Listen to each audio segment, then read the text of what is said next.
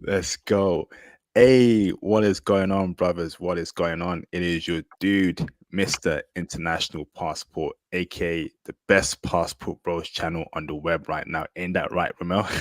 Absolutely. Best passport bros channel, hands down. Yes, indeed. Yes, indeed.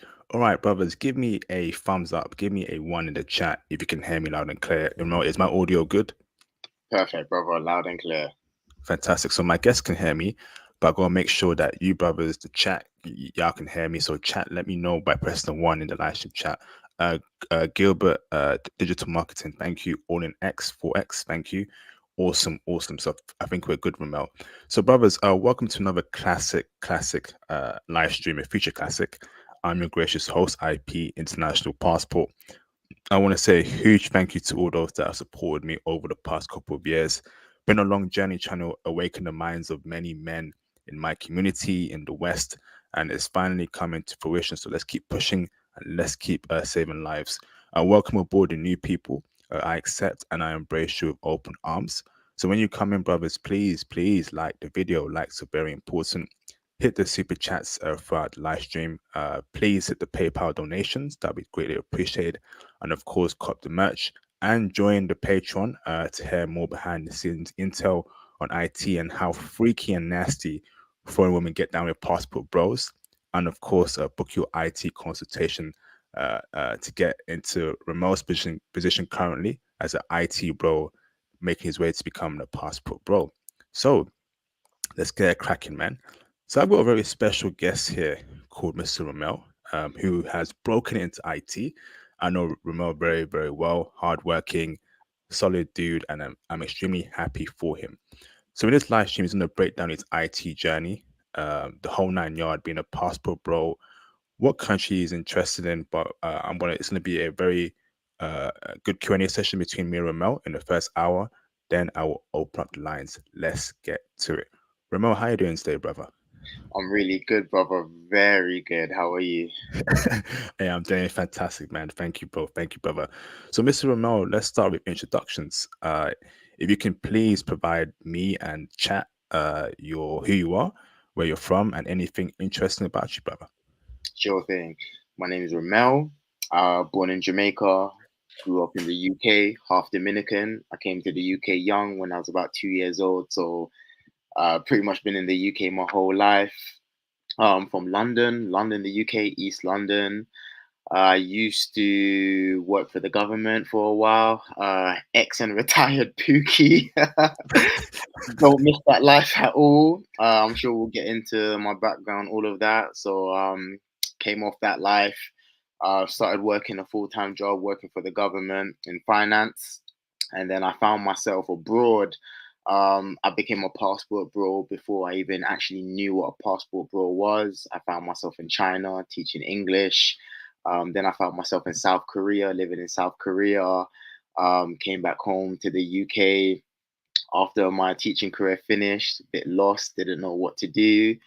And God smiled on me and I found IT and then I found IP's channel and I'm here now with you brothers. So that's the brief background and I'm sure we'll dive in more. Oh, side note, love martial arts, constantly training, and I love learning languages. Those are my two passions, martial arts and languages. Wow, Ramon, you got bars, yeah? I found IT, then I found IP. That kind of rhymes, you know? Ramon got bars. Look at the future Kendrick Lamar up in this beat, you know? Awesome. Great intro there, Ramon. Great intro. So, let me give you, brother, some context here. Ramel has broken through into IT very recently. I am proud of him. I'm super proud of him. I know how hard he's worked. We've had conversations about how to improve his CV, his LinkedIn profile. He booked consultations with me, and now he's broken through. And the journey to becoming, a wealthy, experienced IT professional, as well as a passport bro, who I know for a fact will find the woman of his dreams. I mean, because he's a bright guy, and I'm looking forward to that day. But let's break down Ramel's background here. So, Ramel, so before IT, what were you doing, and what made you get into IT? So, what kickstarted that IT process? And Give us your journey, brother. Sure thing. How far back do you want me to go, from the very beginning or just before IT? The very beginning, bro. The very beginning. So, naturally, I've always been a bit of a nerd. I grew up loving anime. Very intelligent brother. I don't mean that in a facetious or arrogant way. It's just naturally who I am.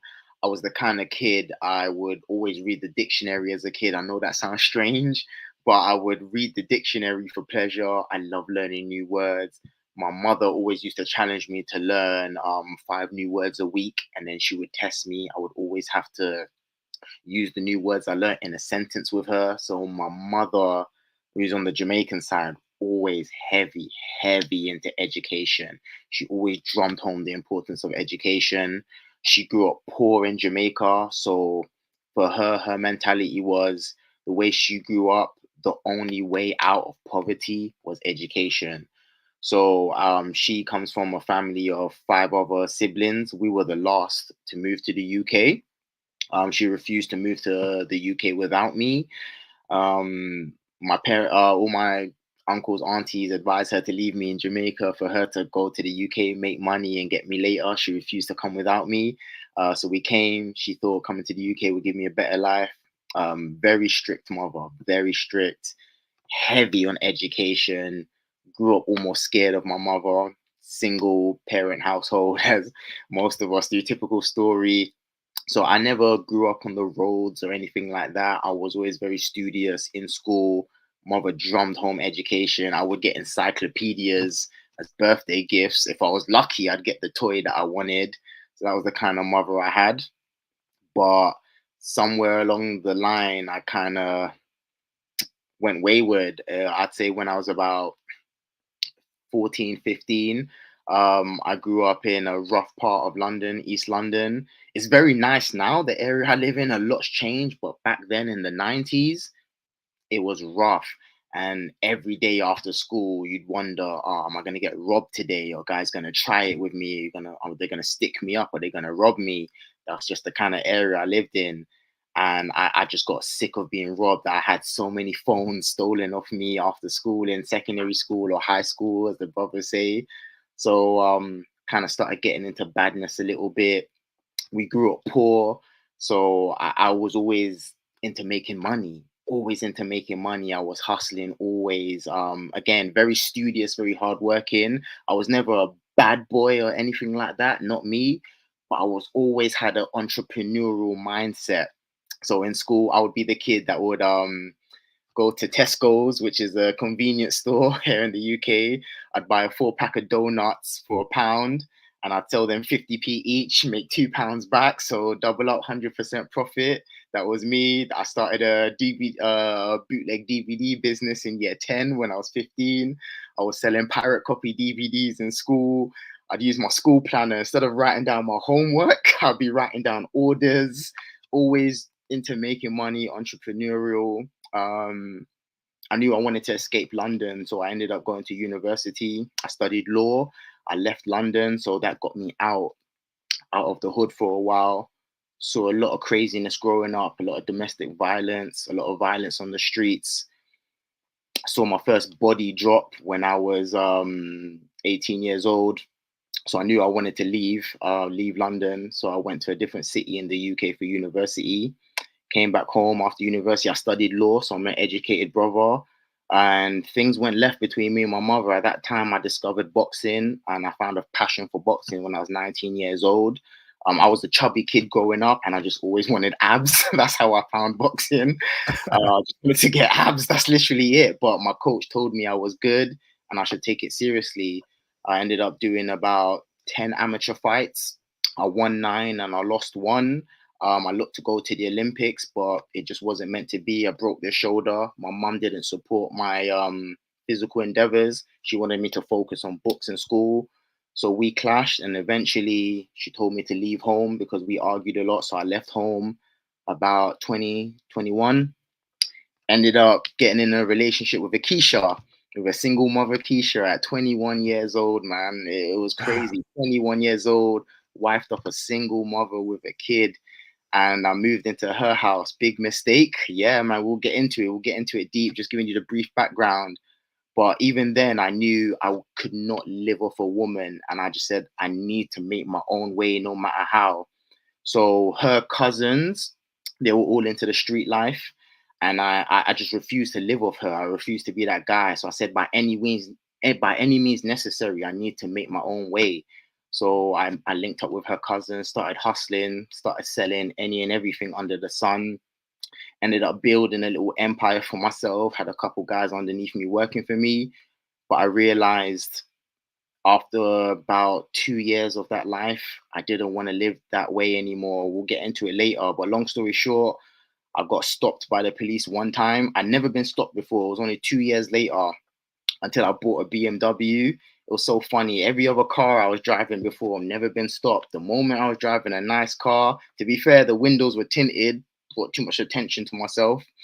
I got stopped, pulled over, very close. I had a lot of stuff in the car, and luckily they didn't find it because it was hidden in my gym bag, underneath in my gym bag. And at that moment, I realized I didn't want to do this anymore. Told my girl at the time, I want to change my life. I want to travel. I want to have my own business. I want to do something. I didn't know what it is I wanted to do, but I said to her, I'm going to be great one day. I just knew it in my heart, but I didn't know what it was, but something in me was calling for a higher purpose. And I Mm, said to my girl at the time, I'm destined for more. But she just couldn't see the vision. She wanted me to be on the roads because I was making a lot of money. And she was just happy with me selling stuff, and she couldn't see the vision. So the relationship started to break down. I gave up that business, I gave away my line. And when I gave that up, she viewed me differently. Money wasn't coming in like that. And then, yeah, that relationship broke down. She ended up going back to her ex, who was also on the roads. So I just thought, these women just chase clout, money, the bag. And yeah, I moved back to my parents' house. My mother took me back in. She gave me 3 months to get a job, 3 months to get a job, or I was out again. And in that time, I got my ish together, found a job with the government. I worked that job for 2 years. But while I was working, I started noticing certain things in the country. And I realized I didn't know at the time, I just started discovering the red pill content. And I just felt it within myself. Something's wrong with this country. The women are very masculine. The dating scene, I was fed up with it, especially after my experience with my ex. I was like, I'm better than this. Why am I dating a single mother, Keisha? Why is it that I have these visions of a better life, but these women I'm meeting, all they can see is the current environment and the hood we live in. They can't envision more. And I just knew I wanted more. And I was on my lunch break one time just watching travel videos. And I saw a video of a guy teaching English in China, and the light bulb just went off. And one thing about me, IP, is I don't waste time. When I hear good advice, I jump on it straight away. So I got my teacher's license, I got my TEFL certificate. 8 months later, I got a job in China teaching English. I thought I would have been in China for 3 years. I wanted to set up an import export business in China. So I found all the different markets to get things cheap. But again, just like my boxing career, I got injured. It wasn't meant to be. The pandemic hit in China. I came back to the UK, distraught. I was in the UK for 10 months. I managed to make it back out, went to South Korea, taught in South Korea for a while. Again, visa issues, came back to the UK again. So I thought, what is going on? What keeps bringing me back to this place? So to wrap up this last little intro now, I'm back in the UK after China and Korea. All the borders were closed. I couldn't go back to teach English. My whole industry was dead. Teaching English abroad was dead. I couldn't get back. So I had to think, what am I going to do now with myself? A girl that I met in Korea who I was dating, she was from the UK as well. We was dating in the UK. She worked in tech. Every day I would look at her computer, I having no idea what she was doing. And I thought, what is that? What are you doing every day? It didn't make no sense to me. But she had freedom. She would be back in South Korea visiting her parents like 3 months at a time, come back to the UK for a few months, disappear to Singapore, to South Korea for 3, 4 months at a time. I'm thinking, what do you do that allows you this freedom? she worked in tech. So that's when, again, the light bulb started clicking off like a few years ago with teaching English. And I thought, I wonder if I could do that. So I looked into it. I started looking into becoming a business analyst. But then I was working security part time. And a lady came in, drunk as hell. We just started talking. I told her I was interested in tech. And she said to me, you need to learn AWS. She was drunk as hell. She just said, learn AWS. AWS is the future. I didn't know what the hell she was talking about. But again, I'm the kind of man, when I hear good advice, I jump on it. I went home, I researched what AWS was. The rest was history. I found a course, I signed on, I started learning AWS. And then a year later, I found your channel IP. And after finding your channel and getting advice from you, about 2 months later, I found my first IT position as a cloud infrastructure engineer. Wow.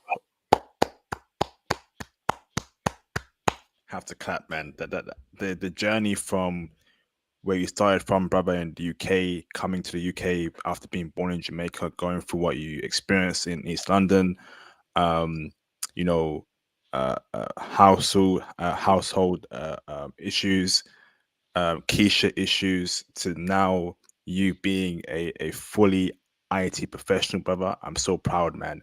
Um, Amazing, brother. Amazing. So AWS kickstarted. So you being with that Korean girlfriend kickstarted that tech IT process. That's awesome, brother.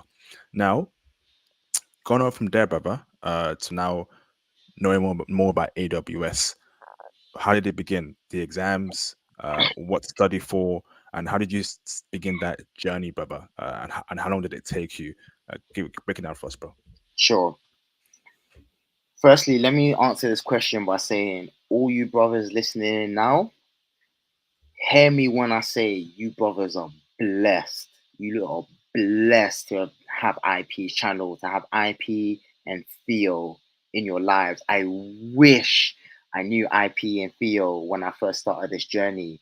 I have paid almost close to 20 grand on my education because I didn't know better. I didn't have anyone to guide me. So the first time when, again, I was working security, um, that lady came into my bar at the time and she told me about AWS. I looked into it. I found a course that was teaching solutions architect course. And on this course, you could get your CCP and then your SAA, which stands for AWS Cloud Practitioner, which is the entry level certification, and then the Solutions Architect Associate. That cost me around £8,000, and I didn't know any better, but I just knew I wanted to take this journey. I didn't know what it was. I didn't know anyone besides my ex girlfriend at the time in tech, but something told me this is the next move, Ramel. This is the move now. So I took the course, studied, got my CCP, passed first time, got my SAA, passed first time. I was doing so many odd jobs at the time. After coming back from Korea, I worked as a delivery driver, delivering pizzas. I was delivering pizzas. Then I worked for another delivery company, delivering groceries. I went through it, brothers, man. When I mean on an e-bike, pedaling every day in the rain, well, I can't say the sun. We don't have sun in England, but in the rain, in the snow, winter time, on bike, drenched in the rain, pedaling. Sometimes I was doing night shifts because they offered more money. They gave you time and a half. So I switched from days to nights because I was so broke. So I'd start working maybe about 7 p.m. at night, finish at 7 a.m. in the morning. So I'd be in the hub in the grocery areas. When orders come, I'd go do deliveries, come back. As soon as I'm back in the hub, I've got my AWS books out, studying. I've got my tablet with me, studying. I'm drawing on my tablet, doing architecture, trying to draw out VPC subnets, configuring VPCs and subnets. Everyone in my hub looking at me like, what are you studying every single day? I was like, oh, yeah, I'm just on a course. Don't worry. Everyone else is in the corner sleeping, trying to catch a bit of sleep on the night shift. My eyes are burning, but I just knew I had to do it. I had to make it out of this life.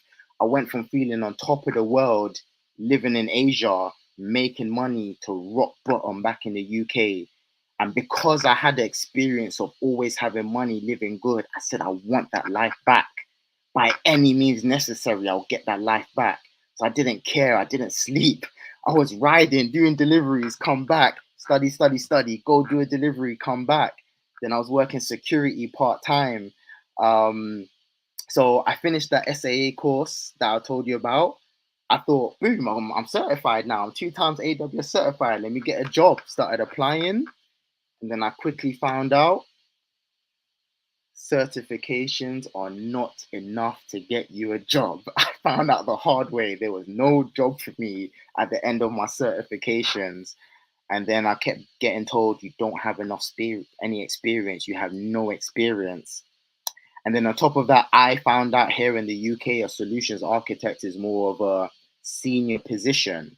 So I was advised the best route for you was to go in as a DevOps engineer, gain experience as a DevOps engineer, and then escalate into a solutions architect position.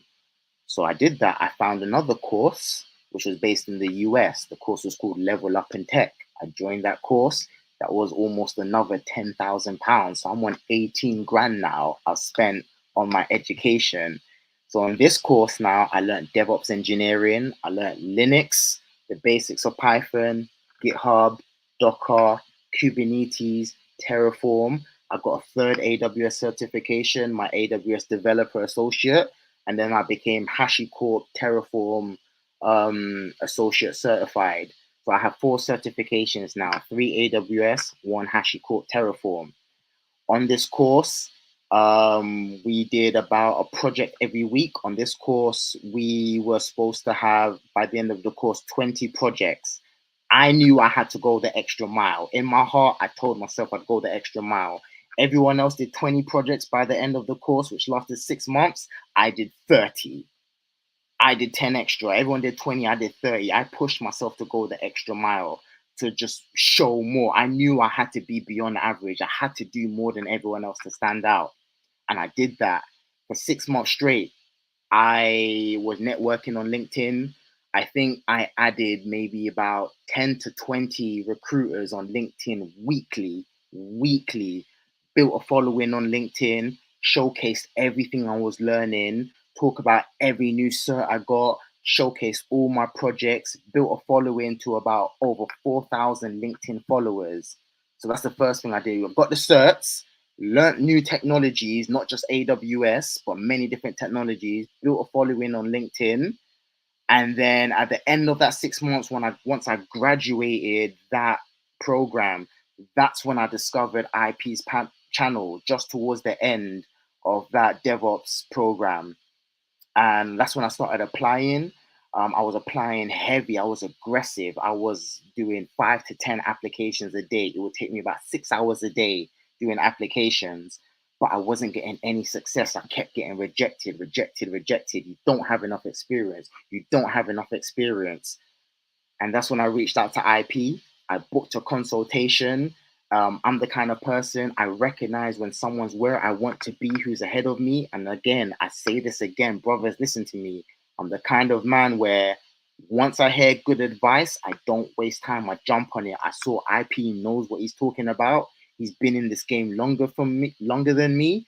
This is a man I can learn from. I booked a consultation. He gave me advice on areas I could improve, how to improve my CV. I'm not going to give too many details away, guys. Book your consultation with IP.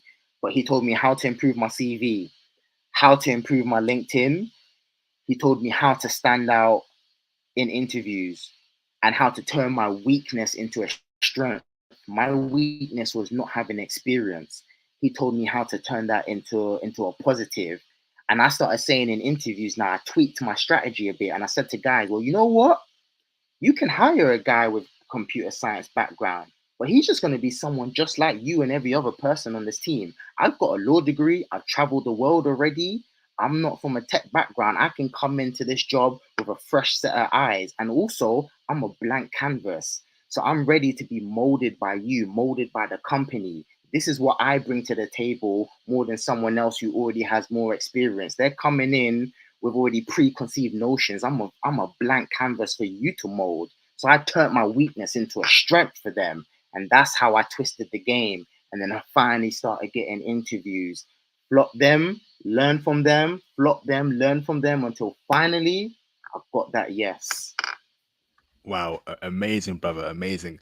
So, brother, so would you say that my consultation, brother, as to how to, you know, how to negate that you have no experience issue helped you get your first job, brother? Hands down, bro. Hands down. And again, IP's been in this game for long. He's been in this game. He knows this IT game. And sometimes you just got to admit you don't know what you don't know. And what I'll say, brothers, is pay the price. Pay the price. Don't be one of those guys trying to always find the easy way out and like what's the easiest way or the most relaxed way. Sometimes you just have to pay the price, whether it's doing the work, studying, grinding, booking the consultation. Pay the money, man. Do it, because what you're gonna get back is tenfold, tenfold. Like the money I'm making now compared to what I was on peanuts, man, struggling. You lot don't know, like I was literally going to Lidl's, which is a supermarket in the UK, and I was eating like 30p cans of lentils, 30p cans of tuna. Literally, what's that, like 15 cents cans of tuna? I'm not lying to you, brothers. This is my story because I didn't have money to spend. I'd get microwave rice for like what, 90p, 30p cans of tuna, 30p cans of lentils, cook it up in bulk, eat that for the week. I had enough of doing security because I got into a couple physical altercations. I was like, this job's dangerous. I'm not risking my life. Ended up working nights in concierge. It was great for me because I could study all day and study all night. I had the computer there. I'm doing all my projects. But back to the question, without IP's help, I wouldn't have known how to turn my weakness into a strength. I was getting rejected nonstop because I didn't have experience. IP taught me how to turn that into a positive. He taught me how to speak the language that the recruiters wanted to hear. He taught me how to show recruiters that I could be an asset to them. And that's the key. Because at the end of the day, these companies are in the business of making money. How can you benefit them? That you're here to be used. Unless you got your own business and you're working for yourself, essentially you're being used by these companies. It is what it is. But then you got to flip it and use them also for your benefit and your gain. And IP taught me how to present myself as an asset to them. So absolutely, I don't think I could have been here without IP's guidance. Wow, wow.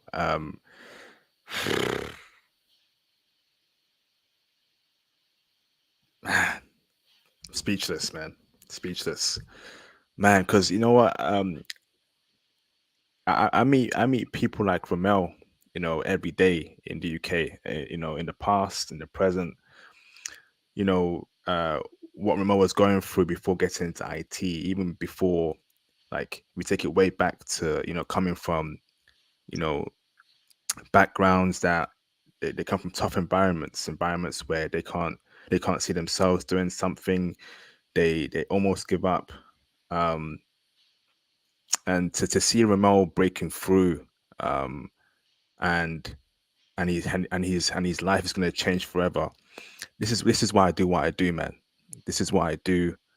This is why I do what I do. Changing lives, changing lives, man. Wow. Speechless, man.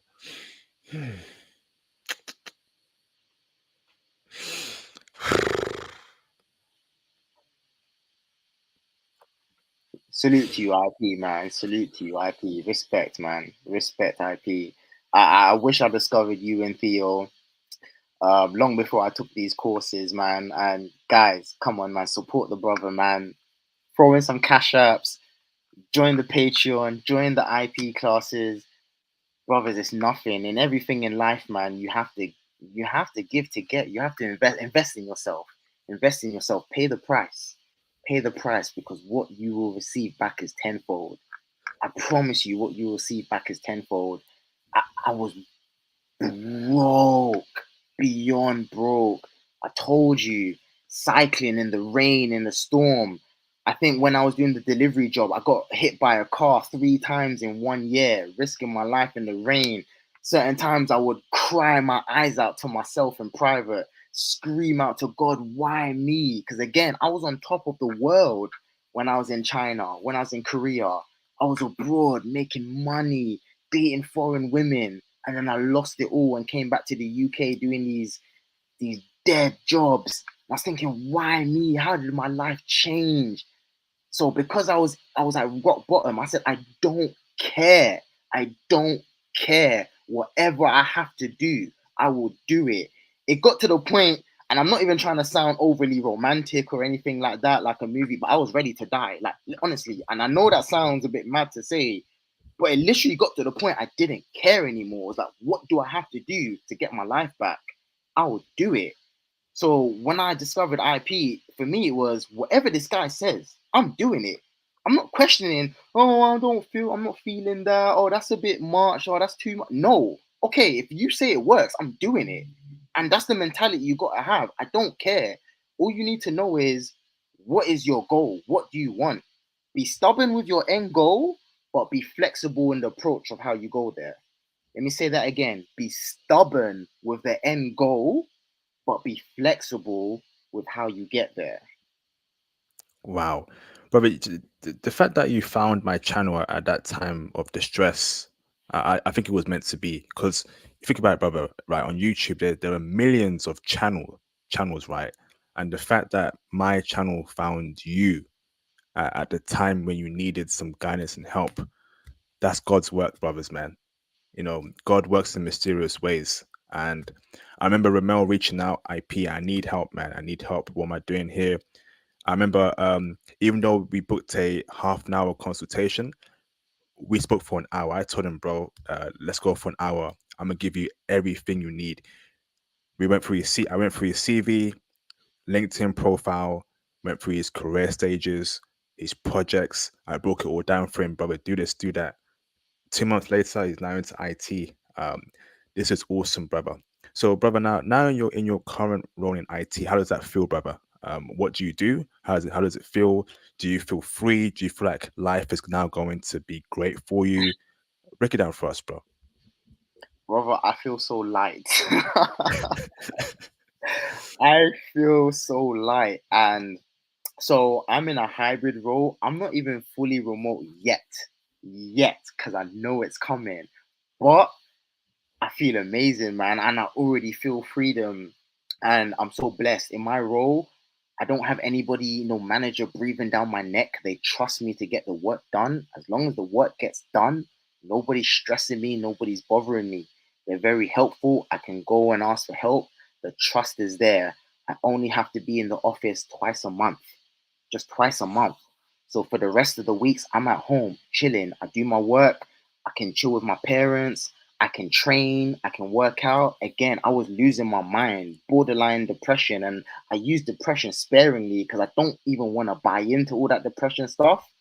But I was genuinely depressed. Like I don't really believe in depression, but I believe I was depressed. There's a difference. I don't believe in depression as this just disease you're hit with depression, but I do believe you can be severely depressed, but you can get yourself out of that. And the reason why I say I don't believe in depression is because they just give you pills and it's almost like an excuse. Oh, you've got this thing, depression, so it's an excuse for why your life sucks. No, depression is a reaction, is your body or your world telling you that you need to make a change.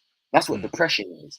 It's a reaction. Your body, mentally, physically, spiritually, your whole being is reacting like you're sick. It's like catching a cold. When you catch a cold, that's your body physically letting you know you're ill. So depression is your being letting you know that your life needs to change. That's what it is. And I recognize that. I'm like, whoa, I'm feeling like crap every day. I'm angry every single day. My life needs to change. And I recognize that. And thank God I recognize that. So yeah, now I feel light. I couldn't train at this time because I'm working nights. I'm doing all these odd jobs. I was literally sleeping like 3 to 4 hours every single day because I'm working nights, studying during the day, and it just had to be done. There was no time to train anymore. And I said in the beginning, martial arts is my passion, it's my life. I broke my shoulder and I damaged the blood vessels in my nose, so I couldn't compete at a high level anymore. But I still do it for fun, and not being able to train, it it's more than a hobby. It's like therapy for me. Like training is everything for me. So now working remotely, I can train. I train 3 times a day. I wake up in the morning, I train. I can go to the gym at lunchtime, I train. After work, I train. I chill at home. I can cook good meals for myself. I had to do takeaways all the time. So in my role, I'm a cloud infrastructure engineer. It was amazing. I haven't even gone into a junior role. I went straight into the deep end, cloud infrastructure engineer, and I mainly work with AWS, Terraform, and Kubernetes. Those are my areas of focus. So I've been charged with managing the AWS infrastructure for my company. I work for a financial institution. They've recently built an app for their bank. So I came in when the app's already built, but it's just gone live, but not to the wider public, just in house stakeholders. It's soon to be released to the public within the next 6 months. So my company, they're working with a third party company who built the app, and now they've hired me as an in-house engineer. They've given me 6 months to learn as much as I can from this third-party company, so they can get rid of the third-party company and have me as the in-house engineer managing the platform. Everything is managed via Terraform.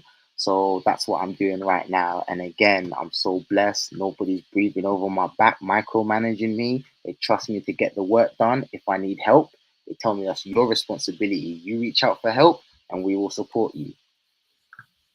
Amazing, brother. Amazing. Let me read a super chat, brother. Hold on. Shout out to Mr. Dimitri Clark for the $50 super chat. Dimitri in the building, appreciate you, bro. I know Dimitri very well. Also an IT bro, doing very well.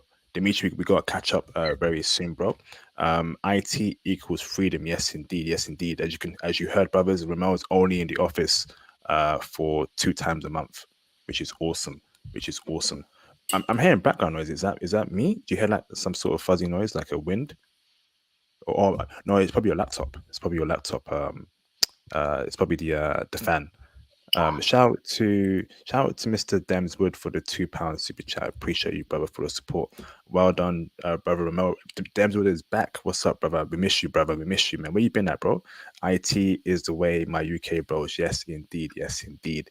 Shout out to Dimitri Clark again for the $10 super chat. Thank you, bro, for the support. Sheesh. DevOps engineer. I see you, bro. IAC is where it's at. So infrastructure is code. Is that what it means, bro? Yes. There you go, brothers, man. Get into IT, get into IT. Well done, Ramel. So, thank you for that foundational background, bro.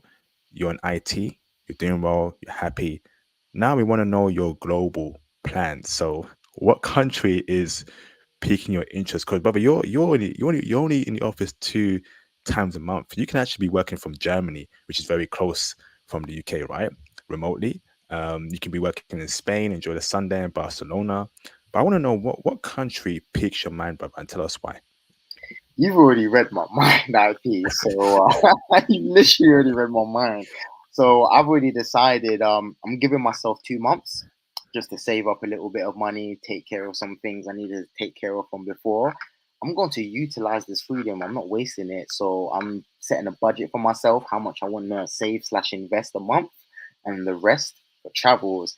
So I've already decided within myself to do 2 months in. I'm sorry, 2 weeks in Germany, come back from my office day, leave again, 2 weeks in Spain, 2 weeks in Italy, come back from my office day until the day I go fully remote. So that's what I'm gonna do now. My dream, or my no, my goal more specifically, is to get back to Asia. I love Asia. I'm team Asia. I do wanna visit South America. I do. Who knows? Maybe my mind will change when I do. But for now, my heart is in Asia. I love living in China. I love living in South Korea. I speak Chinese. I speak Korean to an intermediate level right now.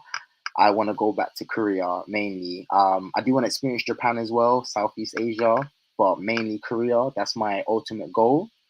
But until then, I'm more than happy with what I have now to be bouncing around Europe, come to the office, my office day, 2 weeks in Europe, come back. So that's the plan. And I've just recently booked my first trip. I haven't left the country in 3 years, man. So I just booked Damn. a trip to go to Vietnam for 2 weeks in September. So my next stop will be Vietnam for 2 weeks in September. Also, will you be working from Vietnam or is that holiday? I booked a holiday, but I told them I'm gonna go back to Korea in January, and yeah, they gave me the go ahead. So I'll be working from Korea over there for a month in January. Oh, hey, bro, you live in the IT passport bro lifestyle, but that's amazing, man. So I know for a fact you're gonna enjoy Germany. The Czech for brothers heavy there, so you may be in Berlin. Yep, the Patreon tells you how freaky women are in Berlin. So if you want to have fun there, Ramon, that's up to you, brother. That's up to you. I heard some um, crazy stuff on that Patreon in Berlin, man. I know which club that is. I'm in two minds about going. Like, shout out Demswood. I know on the last stream you said you was gonna go, you madman. And he just on a super chat. IP, if it's okay, let me give a massive shout out to Demswood as well, my brother, another brother who helped me. I've been on the phone with Dems many times. He's completely opened his line to me. Anytime I messaged Dems, I said, "Hey brother, can I get your advice?" I reached out to Dems just before I started my first day of work. He gave me his background, his story. I asked him for advice. I said, "Bro, I'm nervous. I don't know what to expect." Dems gave me amazing advice. 2 weeks in, I called Dems again. I said, "Hey Dems, this is what I'm working on. This is what I'm a bit nervous about." Dems has always held his line open to me, giving me advice, always been there for me as well. So shout out to Dems. Oh man, yeah. Shout out to Demswood, man. Superstar mod. Demswood, where you at, bro? You still here, bro? UK brother, Demswood he's an awesome brother, man. Also on IT, a good brother. Much success to Demswood. Hoping that he finds the woman of his dreams. I know he's into his Blasians, half black, half Japanese. I pray he finds his half black, half Japanese queen in Japan and he wifes her up, man. So Demswood, man, salute to you, bro. Salute to you. We've missed you, bro. But I know you've been busy doing great things, brother. Whenever you're free, the channel and this platform is always open to you, Demswood. Salute, man. Lovely hearing brothers help each other out. This is what we should have been doing and should be doing. And you notice how we all benefit. We all benefit. I benefit in terms of me seeing another brother do well. Dems would as well. I mean, and we're all in the same industry. That's what it's all about, brothers, man. Community, and that's what other groups of people do, and that's why they're on top. That's why they do better than us. So I saw what Indian people were doing, what Chinese people were doing, what a certain group of people were doing. Can't say their names is a bit too controversial, so I'll keep it to myself. I think we all know who that is. A certain group of people. Can't say their names. Uh, so I was like, okay, so they're successful because they help each other out. So how can I adopt their method into my life and help out other brothers? So brothers, I used to do a lot of charity work. I used to volunteer, help my own people out in the community. But now I work in IT. So how can I get more brothers into the IT space? So again, I started preaching IT a couple years ago. Theo came in the picture. Theo does great work. Teaches AWS every week. I teach Python every week. He's got his conference once a year. So that's how we all help each other out and build each other up, brothers, man. It's no man is an island.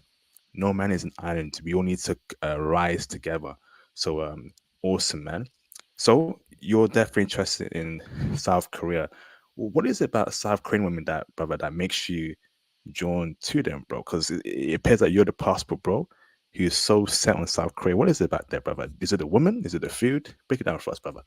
There's a few different aspects, brother. A few different aspects. So let me speak to you as as an IT guy as well. The IT industry in South Korea, it's up there, almost next to none. Like it's incredible. Like the country is full of intelligent, talented people. Samsung, LG, and God knows what else. When I was, it's such a advanced country, so advanced. There is definitely IT opportunities over there. Now, I must say, from what I've seen so far, the one drawback to Korea is I believe Japan has a lower barrier of entry for IT professionals, Western IT professionals, because what I've seen is in Japan they have more jobs for English speakers that don't require you to know the native language.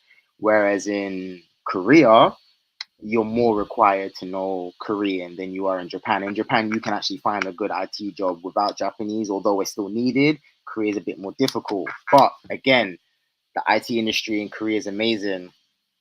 I love Korean food. The food is banging. It's not as oily as Chinese food. You can eat very, very well and not have to worry about getting fat. Like the food naturally is healthy and is so tasty. As a black man, especially from Jamaica, I like my stews. They have very good stews. It's a mate. The food is banging. A very, very safe country. Don't have to worry about anything. It does have its problems, but those problems are more for their own people. As a foreigner in the country, extremely safe place. Very, very safe. I love training over there. If it's a personal thing, the martial arts out there is amazing. Very technical people. And lastly, whoo, man, the women. Somewhat probably hands down the best type of women I've ever dated in my life. I've lived in China, I've lived in Korea, and I've dated women from all over the world: Caribbean, American, Australian, Albanian, Greek, you name it, man. Different parts of Africa. I've been there. Not to sound like a dog or anything, but your boy's lived a lot of life in his 20s, man. And I'll be honest, man, that's actually one thing I like. I'll give advice to younger guys. I actually personally feel like I wasted a lot of my youth on chasing girls. It was never hard for me to get girls when I was younger. I've always been successful with women, but I never got the quality of woman I wanted. That was my thing. I always got girls, but I always still think, why can't I get the kind of girls I want? And I found it interesting for me growing up. It was almost as if I was never hood enough for the hood people, and I was never intelligent enough for the intelligent people, smart enough for the smart people, quirky enough for the quirky people. And then I realized I'm almost like a bit of a social butterfly, like a hybrid. I'm a little bit of everything. Like I can gel in different groups of people. That's why I do so well abroad. And I truly believe you can drop me anywhere in the world, I will be fine. I will take over that country. I completely made a good life for myself in China, in Korea, hustled, got business going in both countries. And that's just my gift, my social mobility. I'm good. I can slide into different communities of people. I'm not bound by any one box. It was stressful growing up, but I turned it to my advantage in my adult years. But to wrap up the question, man, the women in Korea, they're outgoing, friendly, feminine. Oh my god, the femininity. I've never dealt with such feminine women before. And the energy is so healing. Like to be around a woman who's naturally feminine like that, you don't have to teach her to be feminine. It's so healing. I've never experienced femininity like this before. I was blown away. I couldn't believe how well I was being treated like a king. It almost felt surreal, like another world. Um, they are all a little, they're a bit more open minded because the country's a first world country and they're exposed to things, unlike China, which is closed off. The government has a strong control over their media. Um, yeah, they're very open to black men over in Korea. Now, I'm not saying it's a utopia. There are issues with Korean women. If you want to know, I'll be happy to say. But for the most part, the femininity, the submissiveness, the love, so soft spoken, the bodies are banging as well. I was surprised because on media, I just see these skinny chicks. When I got there, I'm seeing thick legs everywhere. I'm like, what? I've never seen this before on TV. They're all skinny. But I'm going to the gym. I'm seeing thick and slim, thick Koreans. It blew my mind. Some of the best box I ever had, but let's keep it PG. Man, yeah, I'm going back to Korea, man. I decided when I'm fully remote, Korea is where I'm going back to. Like, oh, man. Lord have mercy, Lord. Slim fit Korean chicks. Oh my gosh.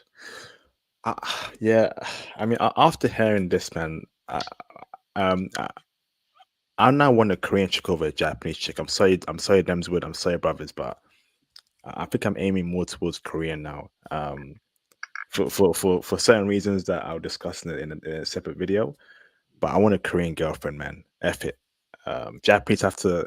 I love my Japanese women. There, a lot of them are great, but they're gonna have to take a back pedal right now. I want a Korean chick. Um, wow, but tell me like the the parts that you don't like. You mentioned that could be a problem with South Korean chicks that you observed out there as a passport, bro. Okay, so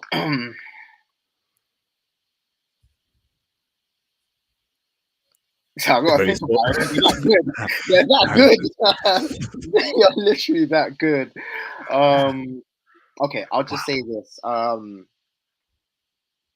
Seoul, the capital, is its own beast, and I just want to let you know, Seoul doesn't necessarily represent Korea as a whole.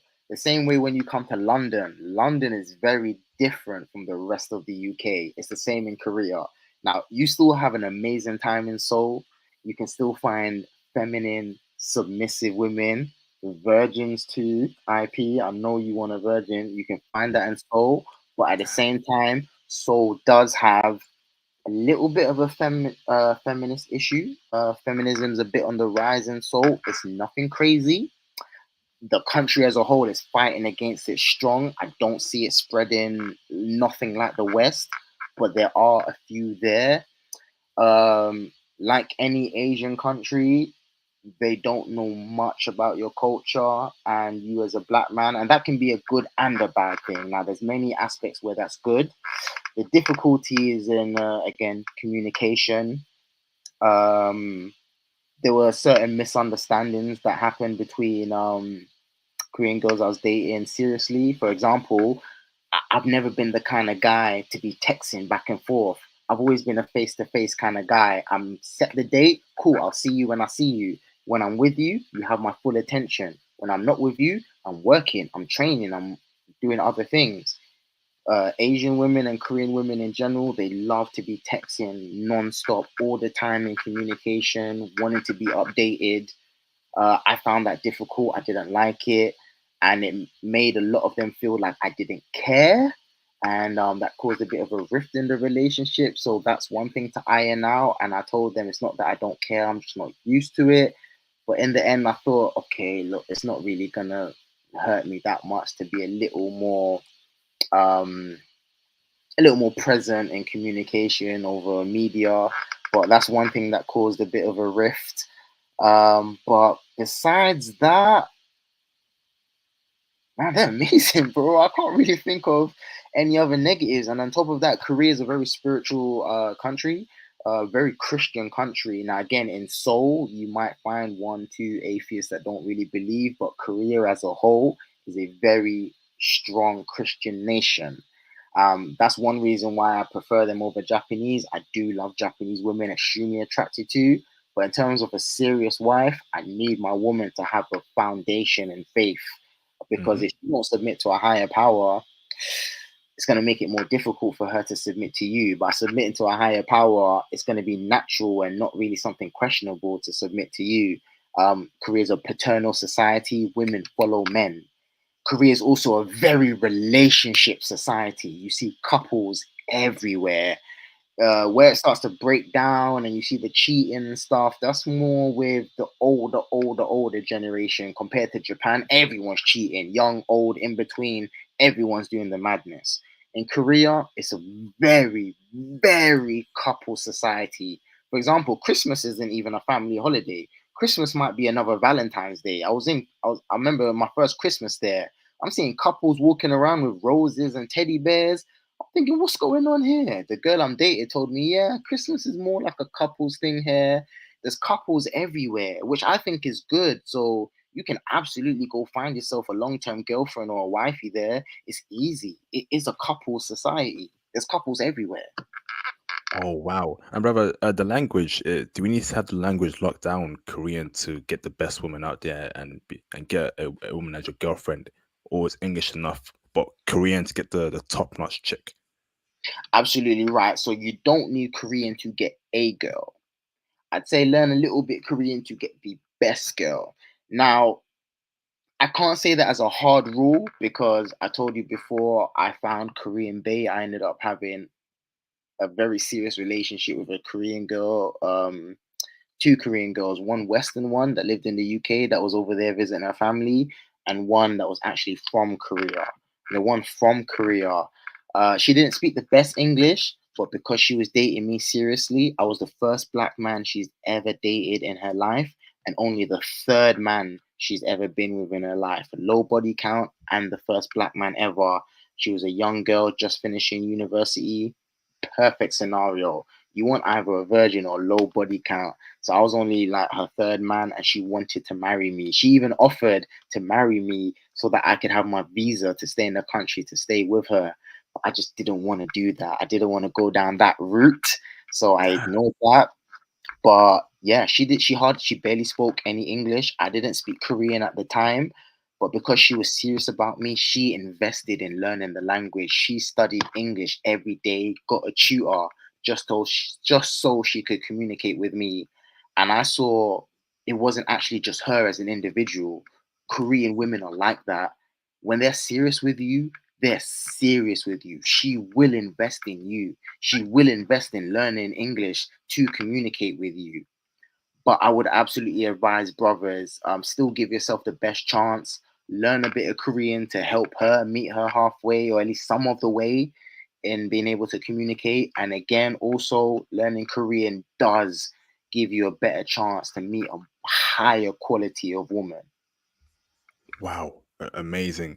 Yo, Korea sounding like the wave there, brother. And they're open towards brothers. But you know what, brother? Like many years ago, that didn't appear to be the case. I mean, I used to hear stories about South Korea, but now in 2023, they're really open towards brothers. They even the high value women are open towards brothers.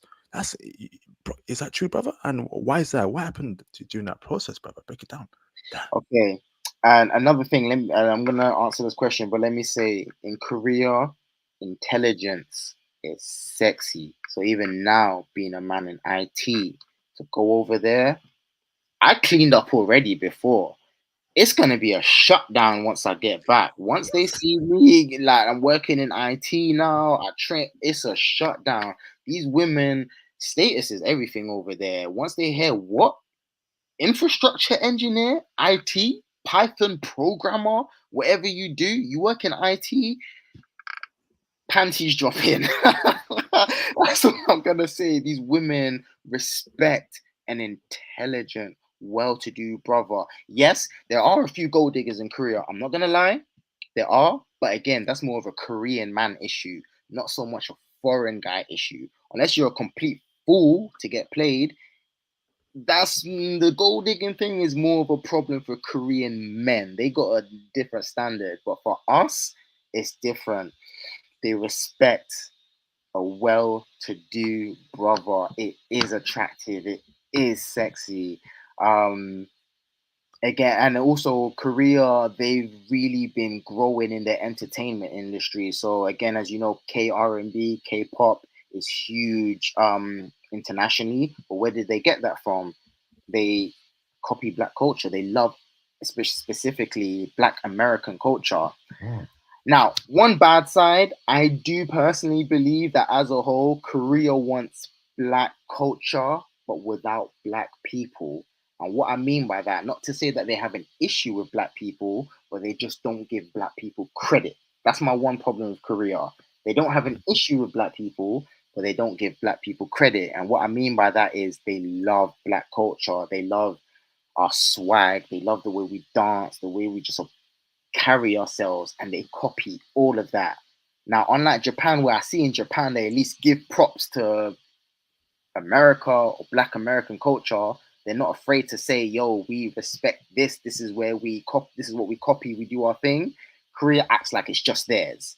Now, that's the one thing I don't like about Korea. They don't pay homage. They just copy Black American culture and don't pay homage. But that also promotes the love for Black men because they're so into our culture, sports, music, entertainment. On top of that, if you're a well-to-do brother who's educated as well, that's gonna buy into your favor. So all of that combined led to Korean women being more interested in black men. And on top of that, America's got a strong foothold in Korea. There's army bases everywhere, so they're exposed to black men, and more so specifically American black men. Amazing, amazing breakdown there, brother. So let me read the super chats real quick.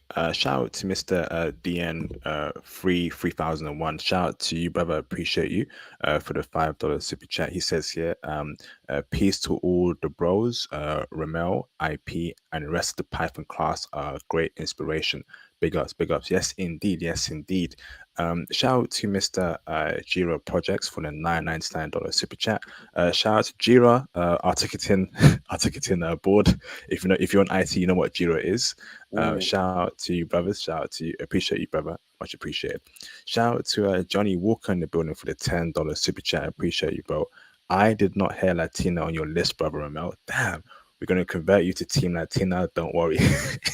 I did say I was gonna go to South America earlier. I did say I'm interested to go, and I did say I was open to being converted. But for now, it's definitely Team Asia. I mean, I'm heavily attracted to Brazilians and Colombians. It's just the body count, man. It puts me off. At least in Asia, I Mm. know I can get a virgin or at least low body count. Now, Latinas are sexy, but the body count, man, it just puts me off a bit. That is very true, brothers. How do we solve the high body count issue in South America? Are there certain spots we go to, brothers? Because it is a very upbeat, sensual culture in South America. We got to admit that. And also, remember, put Panama on your list. I was there earlier this year. They're checking for brothers heavy. They got Cubans, Venezuelans. They got Colombians. Oh my goodness! Ah, now I'm reminiscing now. Man, Panama. Oh my lord. Oh my gosh. Ooh, man. I gotta get out of the UK, man. Shout out to Mr. Ayisa A for the $10 super chat. I appreciate you, bro. Shout out to at Ramel. I'm gonna stick with aviation maintenance until I get my certs, AWS CCP and SAA. I will welcome my Tagalog, that's Philippines language, and Korean, plus Vietnamese if I can. Three language at the same time. Good luck, brother. I hope it goes well with you. Awesome. Tagalog, So Saka, I got Mabuti. what does that mean, bro? It says, "Hey, how you doing? You good?" In Tagalog. This guy knows like different languages. How do you do it, bro? This guy's a genius, man. You know Chinese, you know Korean. That's amazing, brother. Damn.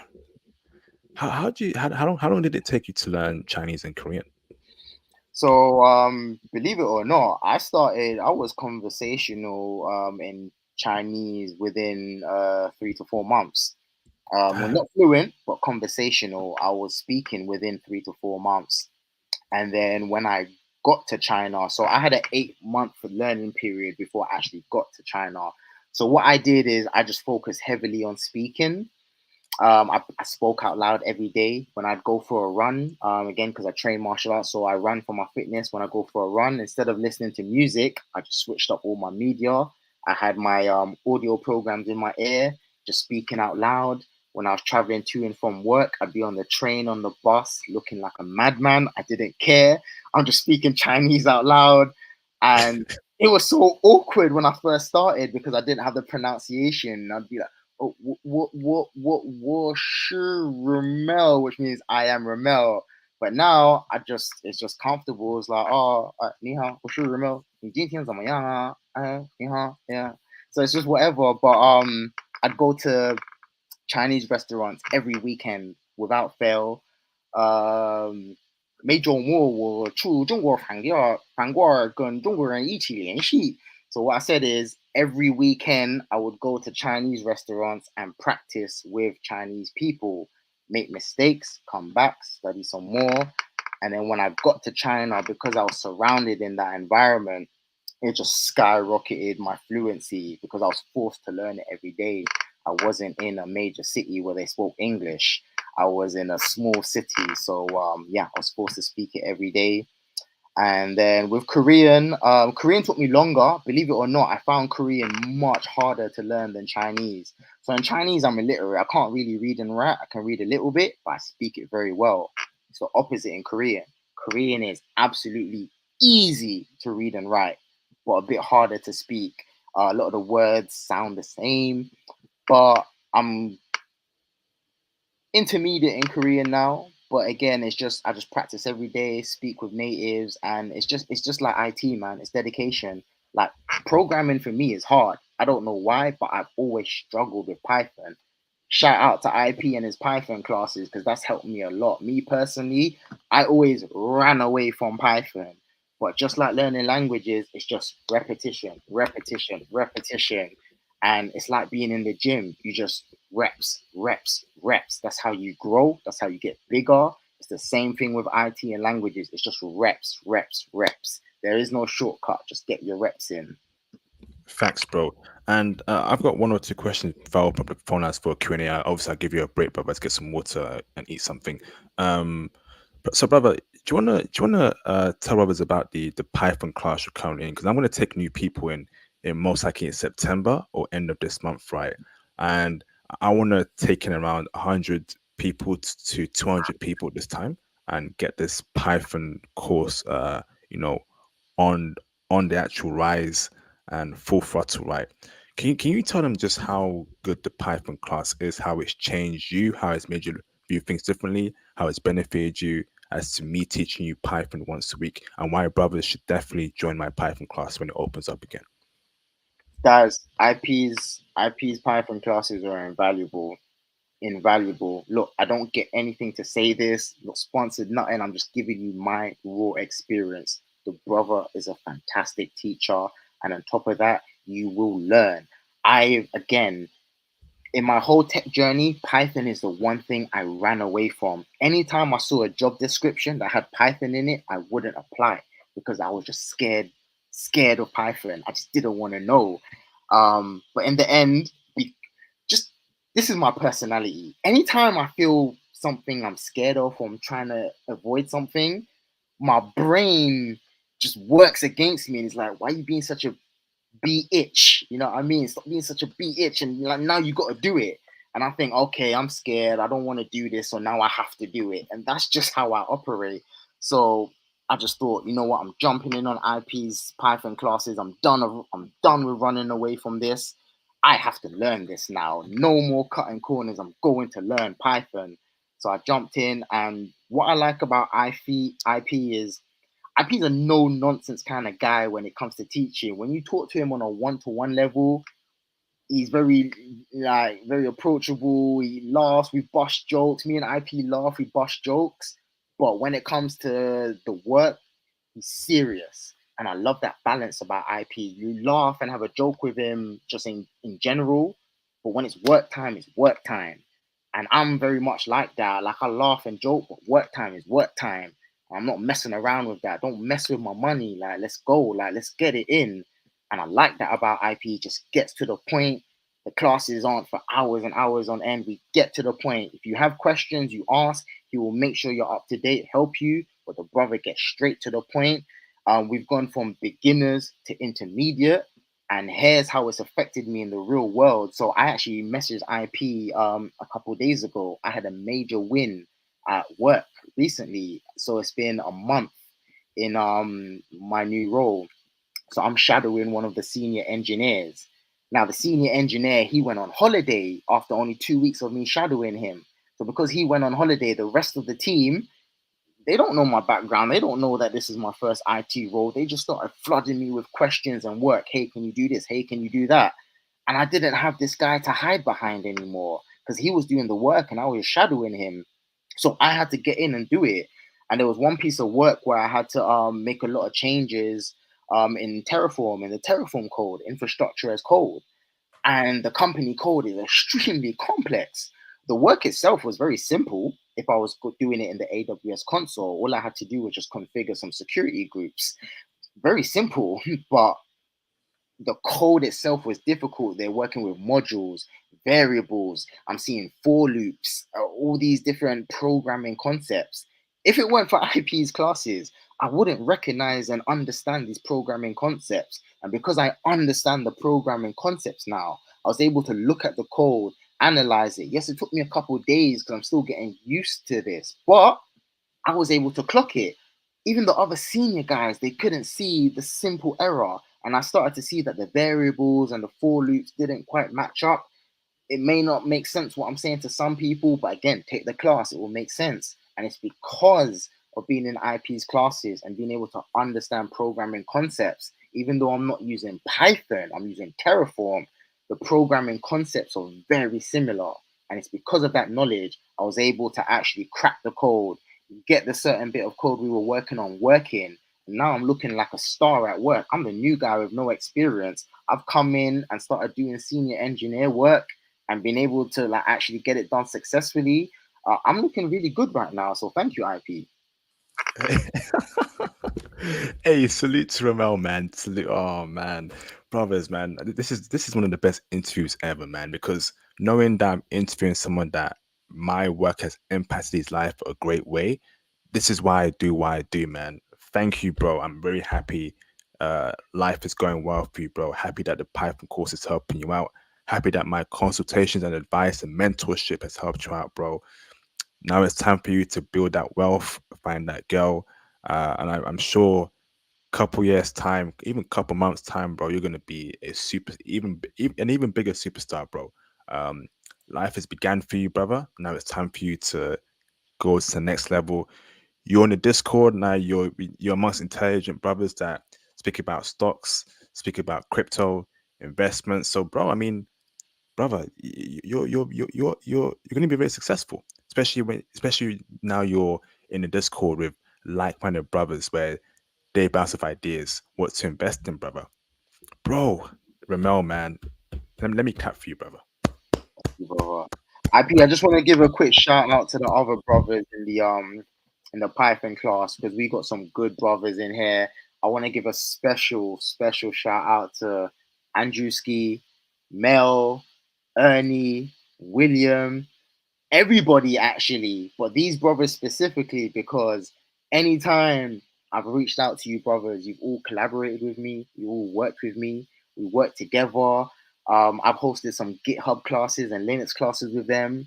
I've had some labs with each brother individually where they've helped me. And again, because there's been certain classes I had to miss because I'm spending a lot of time learning the tech stack for my job because it's new to me. So I couldn't make some classes because I had to study for my job. All of them made time for me if I needed it to make sure I caught up and didn't fall behind. So the collaboration in the class is on a different level, is next to none. So massive shout out to these brothers. And I just want to thank you all for being on this journey with me. Amazing, amazing. Thank you, brother. Shout out to Mr. Zaka Hayu, creator only for the $999 super chat. Appreciate you, bro, for the support. Peace Kings, you guys know Billy Carson is married to a Korean female. She's a knockout. You know who Billy Carson is? No. Must be some American dude. Shout out to Billy Carson for marrying a Korean dime. Appreciate you, bro. Shout out to Mr. Soul Shader for the $10 super chat. Wow, this is so inspiring. This interview has seriously awakened the spirit in me. This interview is crazy powerful, bro. Yes, indeed. Well on to Ramel. Thank you very much, bro. And shout out to Mr. Fearson for the $99 super chat. Hello, IP. Hello, Ramel. Wishing all the brothers lots of health and success. You guys are an inspiration. I need to get out of aviation and go into IT. Thank you, uplifting us into a better career opportunities. Yes, indeed. Thank you both for the kind words. Much appreciated. So, Ramel, we're about to open up the phone lines for a Q&A session. Is there anything else you want to add on before we get more callers in? Sure. I just want to say one thing before the callers come in to the brothers. Um, a lot of people hit me up privately and they ask me about my journey and ask me how I did it.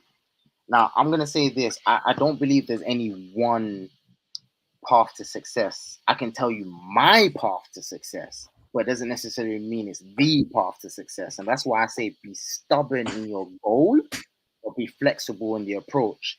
And what I'm going to say is the reason why you need to be stubborn in your goal is because there's certain times things are not going to go your way. And that's just life. You can plan and plan as much as you want, but sometimes life throws you curveballs. I've set certain deadlines and things, which is good to do, have goals and deadlines.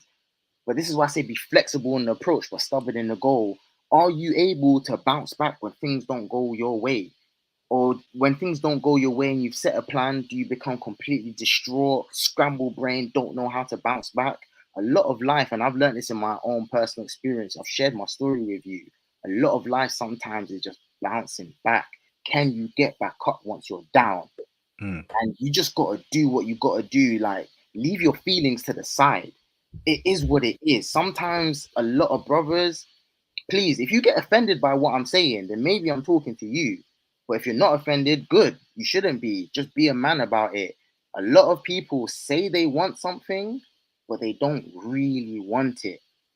And actions reveal priorities. Remember that. Actions reveal priorities. You say you're angry. You say you're sick of being in the West, but you're not putting in them hours. You would rather sleep. You'd rather go to bed. You know what I mean? Do the work. Do the work. Make the sacrifices. Make the sacrifices. Don't be easy on yourself. Get consultation from IP.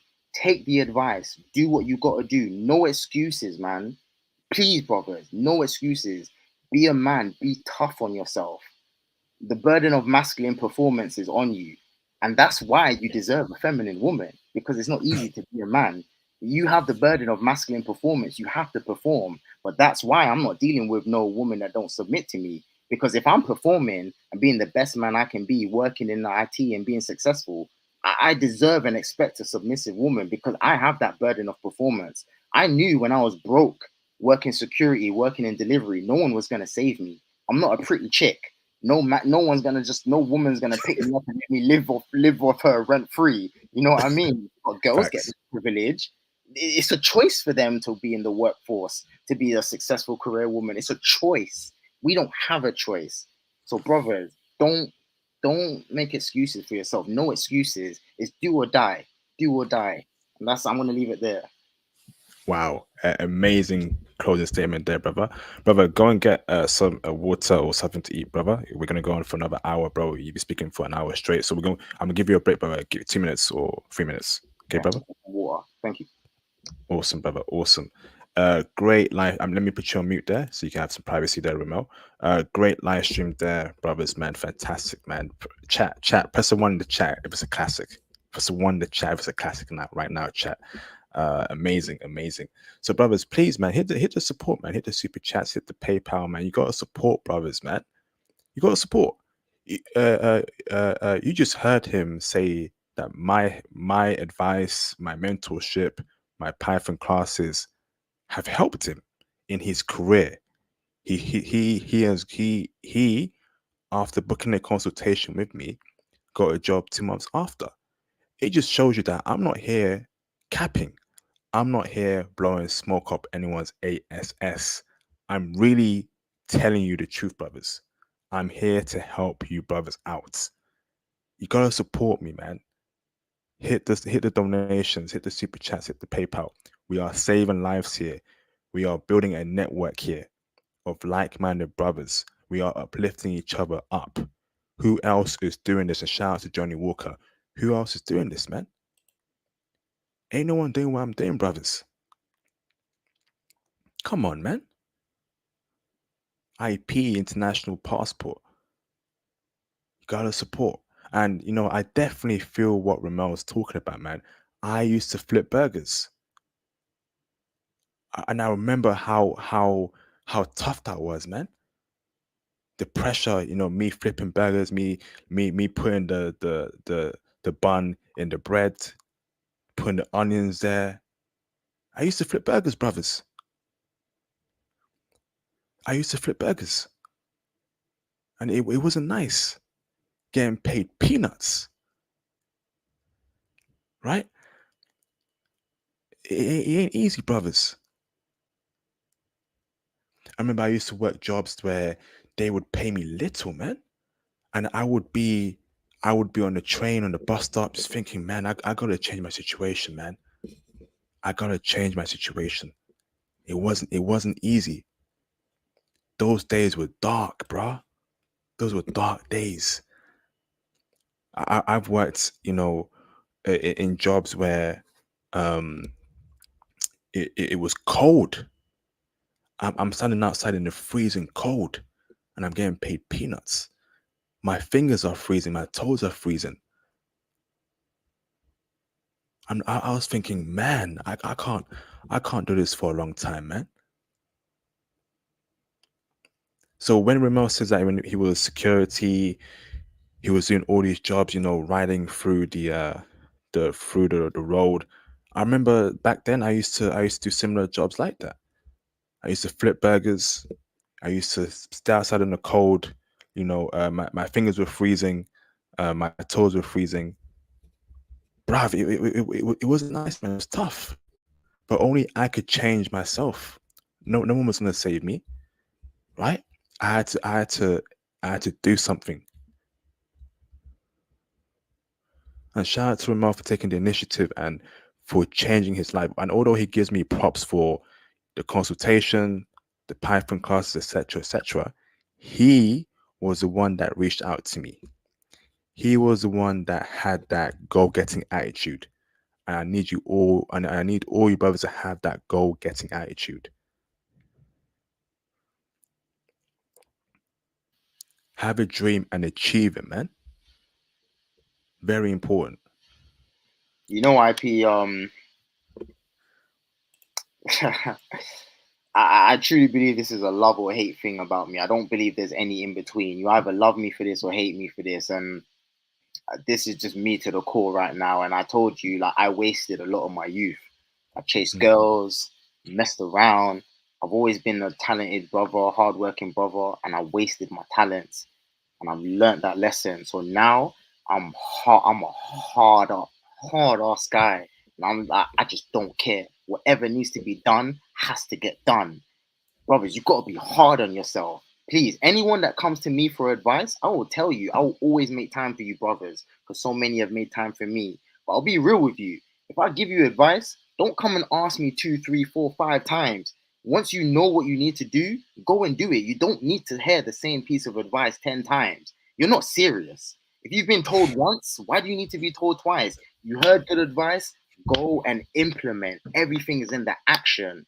No chit chatting. We ain't women. Let's not sit around and talk about things 100,000 times. Yes, there's time for discussion and there's a time for action. Once you hear good advice, implement. Everything is in the implementation. Action is everything. Let's not just waste time chatting just to sound like you're making moves. Go and actually make the move. And some people may not like this about me, but this is what made me. And I believe in this with my everything, with my whole being. Action is everything. Just get it done. Your feelings. F you, just get it done. Hey, facts, bro. Facts. Facts, man.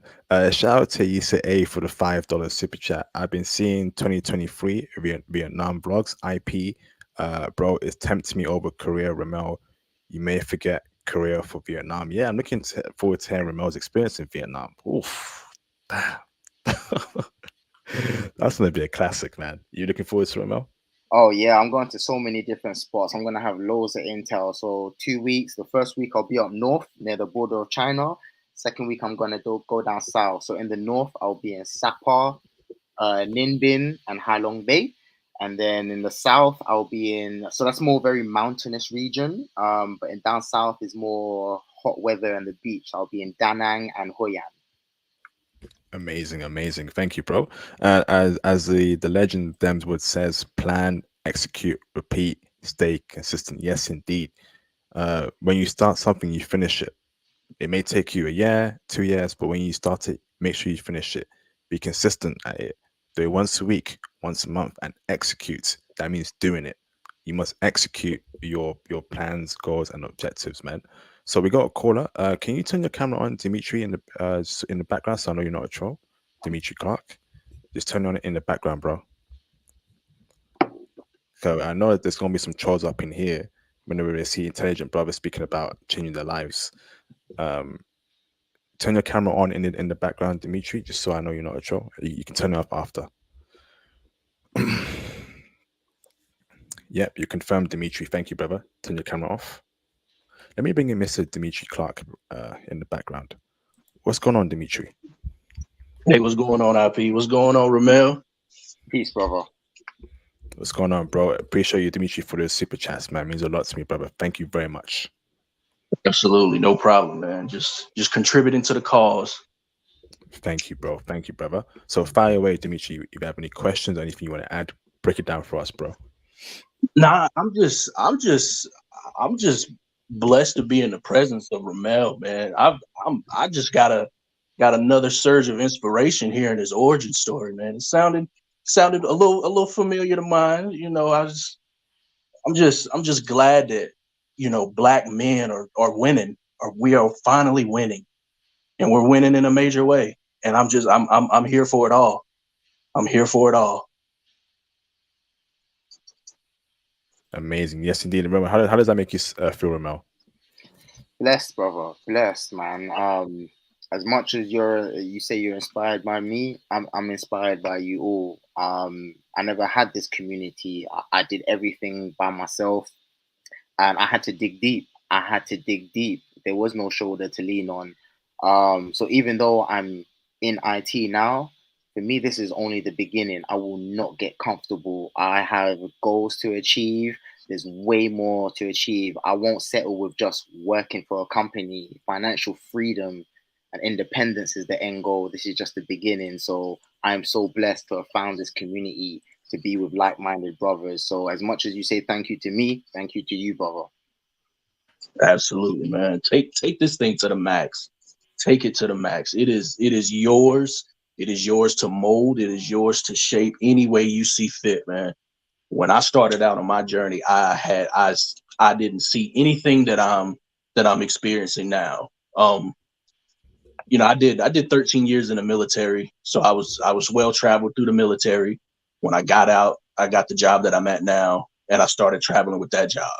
Mm. I've actually gotten a promotion to where I will be the senior network engineer principal for the Southeast Asia region. So I'll be moving to Japan next year. Yeah. Hey, So congratulations, bro. Ramel, we might run into each other out there, man. I pray, brother. Hey, We just might run congratulations. into each other. Congrats, bro. Where will Thank you be you, in thank Japan? you. Tokyo.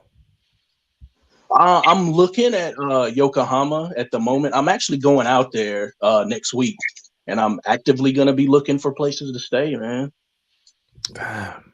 Amazing, brother. Yeah, Amazing. Wow. Hey, Dimitri, if it's okay with oh, you, brother, in the private chat, if you don't mind dropping a way to keep in contact with you, brother, whether it's IG or email, I'd love to. absolutely, absolutely. I'll do that right now. fantastic, man. Awesome, man. Well done, Dimitri, for your promotion. Um, Dimitri, what advice do you have for Ramel in terms of, his career? Obviously, you have more experience than Ramel. Ramel's just starting off. Can you give me any advice, brother? Just keep grinding, keep that warrior spirit, man. Like I've learned that the IT industry, it's not really biased. It's not who you know, it's more of what you know. And I feel like that's the way it should be. I mean, just keep grinding. Just keep grinding. The more you put into it, you're gonna get tenfold out of it. I promise you. This is if you're not in tech in 2023, I have no clue what you're doing with your life, honestly. Respect, brother. I believe you, brother. I believe you. I refuse to be comfortable. Three AWS certs in and Terraform. I'm working on my fourth now. To specialize in security, and then once I get the security cert out the way, I'll go for the DevOps professional, and then the Kubernetes administrator. Uh, for me, I'll leave no stone unturned. I'm going to make it impossible for any company to say no to me. I've been told so many, make yourself invaluable, make it impossible to be turned down, whether it's relationship, for girls, jobs, to the point now, like, it's not even arrogance. Some might say it's arrogant. It's just a sure, unwavering confidence in myself I have now. And I didn't always have this. I told you, brothers, I was low, depressed for a long period of time. But now I believe in me so much. Right now, if I chat to a girl, she's not feeling me. I think, hey, it's your loss, lady. You don't know what you missed out on. That's your loss. So I'm not getting comfortable. No way. No way. We're going to keep leveling up. Damn. Yes, indeed. Yes, indeed. Let me bring in Mr. Demswood. You confirm, brother. Turn the camera off. Yes, Demswood in the building. Welcome back, brother. From being a pookie in Ayanapa.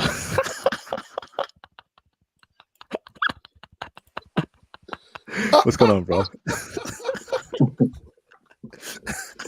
It had to be done. Hey, man, we need to catch up privately, bro, and speak about your experience, brother. But welcome back, Demswood, man. How you doing, man?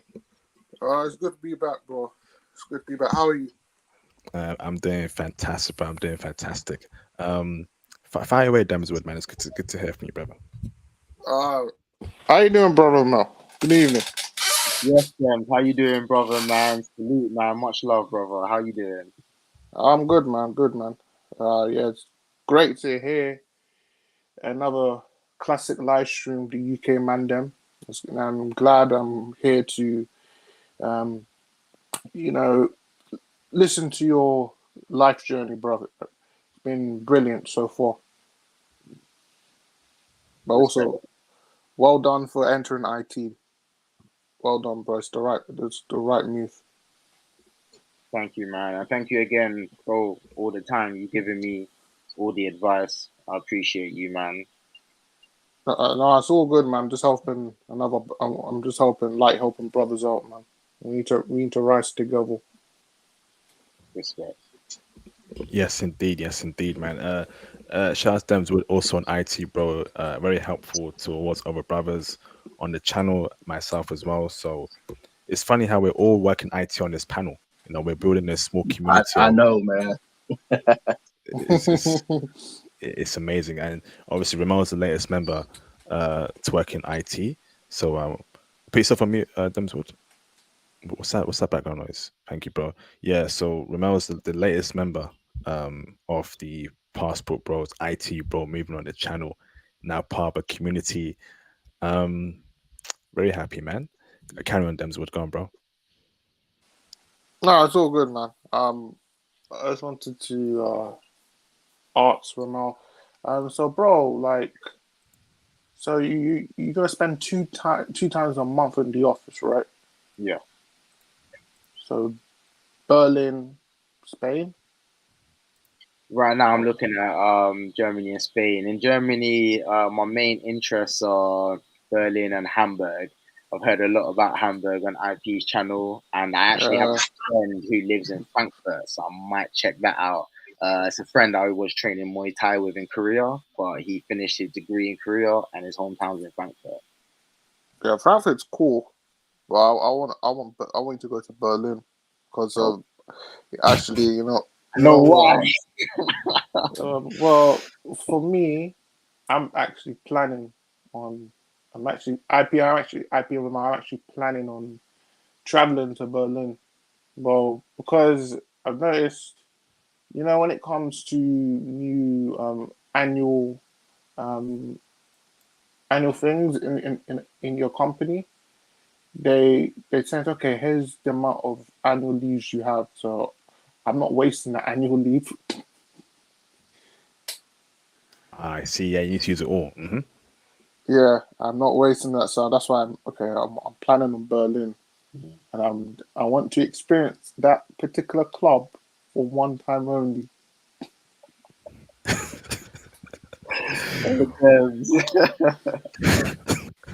This is one time only, man. All right, remember, if you're gonna go to Berlin, you have to experience the club. I might be there with you, man. Who knows? So this club we're talking about, brothers. What, to that club, brother? To the same club, or? Nah, what club y'all talking about? The only place I went to in Berlin was the Keck Bar, and I heard that on your stream. I went there. We can't say it, but we can't say it. I'll tell you privately. Brother. Oh, my bad. I'm sorry. But brother, you want to hear about the club? Join the Patreon brothers to hear the club. Very freaky club, man. When I heard that, bro, I was like, what is this, man? This is too much for me, bro. Wow. I can't do it, man. I'm sorry, I can't do it, man. The IP just for one time only. Nah, man, that's too freaky for me, brother. I'm sorry, that's too freaky for me, man. Oh, bro, nah, man. You guys are mad. I can't. I don't know. I can't do it, bruv. Eh, but after that, yeah, if when I do go, I know the day before, the day after. I mean, I'm gonna have to put a lot of holy water, pray, just pray, ask God for forgive me from the sins. Ah man, Yeah. Hey, IP, No, we'll have to do a stream when I'm in Romania next month. Ooh. absolutely, brother. Absolutely. What is that in Yeah. September? Okay. Yep. Yep. I work with a I'll few be Romanians in. as well. Their IT game is on point. They're showing me that mm-hmm. he's big in Romania right now. Okay. Yeah, it'll be my first time going to Romania, and I just might swing to Berlin right after I'm done in Romania. Hmm. the, When I the one. sorry, when time permits, Dimitri, I'm going to talk to you about Japan. Before I got this role, I told IP my application was accepted for a Japanese company actually, but I just failed the I didn't pass the programming exam. I didn't get that job. Okay. Japan is a place I am extremely looking towards in terms of work, so I would love to just consult and get your advice, brother. Later. Yes, Absolutely. Absolutely. yeah. I think this will be my fourth time going to Japan this year. Wow. Yeah, it'll be my fourth time. Yeah. Awesome. I go to Let me Japan a lot. let me read the super chat. Hold on. Shout out to Mr. Tone X. Uh, I'm gonna beep that out. For the $999 super chat. I appreciate you, Tone X. Congratulations at Ramel. Your story is inspirational. I definitely plan on getting into IT, but I might go the college route. Okay, thank you, bro, for the super chat and the kind words. Much appreciated, bro. Awesome. Um, now go on, Dems. You got a question? No, no. I wanted to just tell them off. Thank you, bro. Thank you for giving me those links to the Japanese developer websites. Mm. Oh my goodness. And literally that's a backup option. So Post that link in oh, go on, I'm go on, gonna. go on. I'm not gonna say the links out loud now. I'm gonna give it to IP, get a consultation because this is a gem. I gave it to Dems because Dems is hooked me up. I think I'm not sure if I gave it to you already, IP, but I'll do it if I haven't. So there's two websites where they post so many IT jobs. Mm-hmm. And a lot of them are English speaking roles. So this shows you just how accessible Japan can be. So this is a gem for IT professionals. So, but I'm gonna leave that with IP.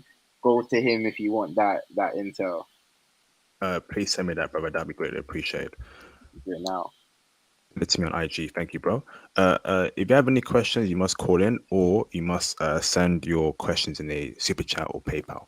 Okay, brothers, those are the links. So, Mr. Amani Bay, I'm gonna drop it. You're in Japan right now. That's great. Let's get you in. Um, So so go- go- brothers, uh so basically is this Japanese women versus South Korean women round two? Because the last time we had this, I was the moderator and the judge when you yourself IP and brother Pooh were discussing this, and we did a scorecard, and Japanese women dominated. we're gonna do round two very soon. I'll tell you that. Okay. Now, I'm not going to give up on Japanese women completely. I love Japanese women. I'm not saying all are this. I'm just saying that there's some points that brothers must consider. They're not religious. They That's keep the big one their for me. feelings. So don't give up on Japanese women. They're great, right? But for me, right, on this channel, I want to give brothers the truth, the Yeah. good and the bad, right? Because if I'm lying to you about all the good, that makes me not be in good faith. This is why I'm the best passport bro channel. I'm gonna tell the truth and nothing but the truth. I'll do it for Colombian women. I'll do it for Korean. If there's some bad spots there, I'm gonna let brothers know, man. So to give you a very fair balance. Amani Bay, can you turn your camera on in the background so I know you're not a troll? Real quick, brother, for a couple seconds, bro. You're confirmed, Amani. Awesome. Turn your camera off. let Shoot, me bring. Ramel had me rethinking my birthday plans, man. He was talking about Korea. He had me rethinking my birthday plans. I plan on going to Thailand for 2 weeks. Mm. Awesome. Hold on there, Dimitri. What's Okay. going on, Amani? Greetings, nobles. Thanks for allowing me an opportunity to come up here on your platform. I've been watching your presentations, very, very informative and interesting, and I appreciate your work. Hey, thank you for the kind words, brother. Thank you for the kind words. Are you in IT? No, I'm not in IT, but I used to run my own executive search firm here in Tokyo 20 years ago, and I would always some of my candidates were IT professionals whom I would place with my clients. But I specialize in helping Japanese lawyers by introducing them to U.S. firms in Tokyo with branch offices in Tokyo. But yeah, I mean, I'm kind of semi-retired, and I focus more on helping people claim their ancestral lands back in America. But I live in Japan. I've been here over 26 years. I have a Wow. family. My wife's downstairs, so I can't get too much into talking about some things, but I can talk as much as possible. And three children. My oldest son's a senior in high school, and my second son is in the ninth grade. And my daughter's in the sixth grade. So I know a lot about Japan, and yes, so I'm here to share information and my experience. And now for the Awesome, brothers brother. that are interested in coming here, Hey, if you brother, want to sorry, come man. here and look Brother, for brother, opportunities, sorry, brother, sorry, man. Your connection's pretty let bad. me know. What's that noise? Hello, hello. All right, who called back in? Shout out to Mr. Babatunde Aloyi for the 7.99 Australian dollar super chat. Thank you, bro, for the support. Shout out to IP and the brother. Really enjoying the stream. Amazing info, amazing info. Yes, indeed. Shout out to Ramel, man. Very happy for him. All right, let's wait for the brother to call back in, and then we'll get him on. Sorry, go on, Dimitri. Nah, I was just saying, Ramel might make me revise my birthday plans. I have a job to do in Japan in the upcoming weeks, and I was planning on flying to Pattaya, Thailand when I'm done for my birthday. But listening to that Ramel, man, I might change those plans. Go to Korea Yes, Say that again. Korea. and head to Korea. Yeah. I was gonna change those plans and go to Korea, man. Korea's amazing, man. Korea's a dream. I can't believe it. I never knew anything about Korea until I got there. Never planned on going there. I planned on going from China to Japan. So when I got there, I was unbiased. I had no preconceived notion of Korea, and it blew me away. I couldn't believe it. I'm going back. Pooh, if you're here, I told you I'll be back in January. I'm coming to meet you in real life, brother. Awesome, man. Let me bring in Mr. Amani Bay. Amani Bay, you there? Hey, bro. Bro, you're crackling, brother. What's going on? You good, bro? Yeah, is that my side making that noise? Yeah, that's you, brother. That's your sound making that noise. Oh wow, hold on. All right. Okay, thank you, brother. And try and speak louder as well. Fix your audio and that sound. Awesome, man. Um, yeah, so brothers, call in. We got another half an hour left, and then we're going to wrap it up. So this is an amazing stream so far. Go on, Demswood. Bro, I'm just thinking about that video you made on Japanese women, man. Is the I need a Japanese Christian woman, bro. No, man. No. That's that's unacceptable. I can't a Japanese woman, but she's not a Christian. Oh no. I need to find that, man. We need to It's find that there. IP. It's there, but it's very low. But it's there. I was actually doing some research about that today as well. That there's a couple churches in Japan, and that's where you're gonna find. Obviously, you start from there, and then you branch out, or you can convert her, but that's gonna be very hard. Okay. I need to continue my search on Japanese Christian women. There is. Go on, Ramon. I was just gonna say it's very easy to find a Korean Christian woman.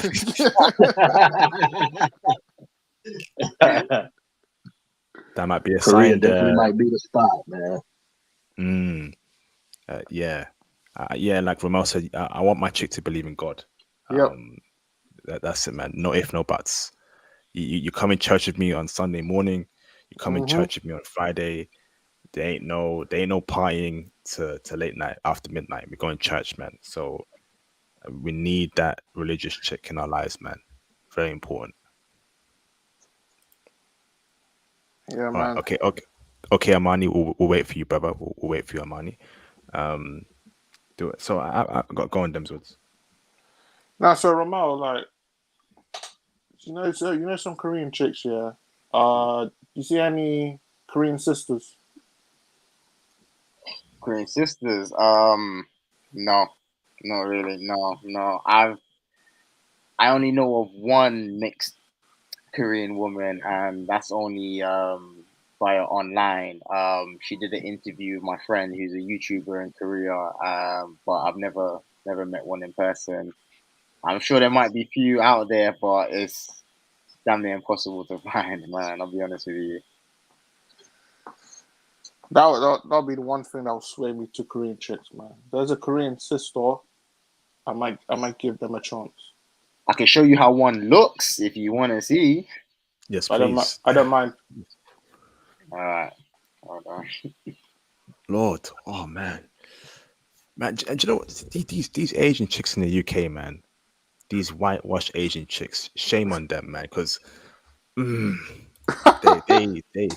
annoy me, man. Because I'd love to experience an Asian chick in the UK, just to you know have that experience, but they're too obsessed with the white boys. So it is what I it is, mean, man. I had one experience. It was fine, but most of them like their white daddies. So And that's a shame. That is a shame, man. I do think it will change. I think it will change in the next year, 2 years, because now we're getting more exposure. Now they're saying that not all what they see in the media isn't true when they meet a black person for like on a personal basis. Like he's actually normal. He's not what they say in the media. So let me bring that up, Right, Ramel. right. hey, brother Ozzy, no Indian women, bro. We're not going for them, please. Oh, oh, yo, this one, Ramel. Ramel, you know her. How did you meet her at all, brother? What happened? You met her in Korea? No, so my friend, a good friend of mine, he's a YouTuber, so that's him who interviews her, and he put me in contact with her. So we chat on IG. I'm not gonna lie, I was trying to make a move. I try to slide in the DMs, but she's got a dude, and she's a loyal one, and I'm not trying to mess up nothing. So I just keep it cool with her, man. Just say hi once in a blue moon. But she's fire though. She's fire. Is her boyfriend black or Korean? He's from Singapore, man. He's an Asian dude. That one hurt my heart a little bit. Come on. What? Forget her. What? I couldn't believe it, man. Because when I was chatting, she looks like she should date black guys, man. But the dude's from Singapore, man. I couldn't believe it. I was shocked, man. But it is what it is. It is what it is, man. And it's funny because she grew up in the States. She grew up in Seattle. But Oh, Nah, man. Nah, ban that, fam. Ban that, man. What's this, fam? Bruv. so She should be with her brother, man. What's up with her? I Ban know, that. man. And I know she knows I knew she knew what time I was on. She knew I was trying to slide in, and she was cool. But once I saw she had the Asia deal, I was just like, forget this. Same reaction like you out here. I was like, forget this, man. Oh But she man, is but fire though. I won't lie, she is fire. But nah, it's, yeah. was she giving you play in at all, brother, in the chats or? I mean, she was very responsive, very friendly, but yeah, she wouldn't let it go too flirty. Again, out of respect to her boyfriend, which I do I respect because, respect. Yeah. like, where I see it, I can't hate another guy for trying it with my girl if he doesn't know that we're dealing. It's her responsibility to say, "Hey, no, I'm in a situation." So I do respect her for it. Damn, yeah, she's actually cute. Oh, man, that's a shame. All right, man. Well, I got a question for all of you brothers. Mhm. So, let's go back to Japanese one. Let's say you meet a Japanese sister, but we know that IP based on the interview you had with that. Remember that elder brother, the yellow cab driver interview. Remember You that? know, yes, yes, And classic. and he mentioned that our Japanese sisters, unfortunately, their fathers leave them. Would you, knowing that, would you still consider them, even though they're, when you vet them, they're traditional, feminine, and meet all the marks? Nope. If that ain't in the live, uh, I don't even bother. That's not happening, bruv. No Ah, single okay. mother, no single mother households where I'm from, bro. That ain't happening, man. Sorry. Dad, mom have to be in her life. What about you, Ramel? I agree with you, man. I agree with you. I might date her, but it'll be recreational only or short term. Or I might really like her, but I wouldn't take it serious. And this is from Ah, it's from personal experience, man. I've just noticed the programming is different, and women just seem to be just more complete when they grow up in a two-parent household because they're used to direction, they're used to correction, they're used to discipline. Women that don't grow up with dad, you come in their life, start to try and impose boundaries, and boundaries is not a bad thing. um, she's not going to be used to that. She's going to rebel against it. It's going to cause friction in your relationship. But a woman who comes from a good two-parent household, who's used to male restriction or boundaries from a male, it's just going to be an easier time for her to respect you. And you know, a woman can't love you if she don't respect you. So I would mm, rather date a woman from a two-parent household seriously. understood. Yeah, man, you're right, man. Oof. Not to say there's no exceptions to the rule, but I'm gonna go with what's probable, not what's possible. Mm. Nah, I just feel for our Japanese sisters, man. I feel for them. I hear you, brother, but in my experience, I've done Captain Saver HOE before, and I'm never doing that again. Yeah, yeah. She needs to come already kind of complete. Yes, she needs to be coachable, and as my woman, I will coach her, lead her, guide her, direct her. But certain things just needs to already come pre-packaged, and Mm, that's just from my experience. It's a headache, man. It's a headache. I've tried to convert Western women. I've dated damaged chicks before. And what I believe, honestly, in my heart, brother, like attracts like. And I realized I was attracting these incomplete women because I was incomplete also. Mm. So I truly believe what you want wants you back. If you want a feminine woman or you a masculine man, what you want wants you back. So yeah, you attract what you put out. So yeah, man, I just focus on being as complete as I can, so I feel no way to demand a complete woman because I'm bringing that completeness to the table. I don't see it as arrogant. If I'm willing to do the work to be a high caliber man, no one's going to make me feel shame or lower my standards for demanding a high caliber woman. Yes, my standards will be high because Mm. I put high standards on myself. Let me ask facts. this. Let me ask this, Ramel. Right. So you're on IT, bro. Do you want a woman that is on the same level as you, brother, in terms of career, or do you want a woman that you want her to stay at home and raise your kids? No, actually, but so essentially, brother, a woman that you meet now, right? Mm. Especially at your stage, do you want her to be working? Obviously, she will be working. Okay, let's say she's South Korean, but as it gets more serious, does she stay in the home to raise your kids, or will she work? What kind of woman are you looking for in your stage now, brother? Woman that's earning money like you, higher than you, lower than you. Pick it down for us, bro.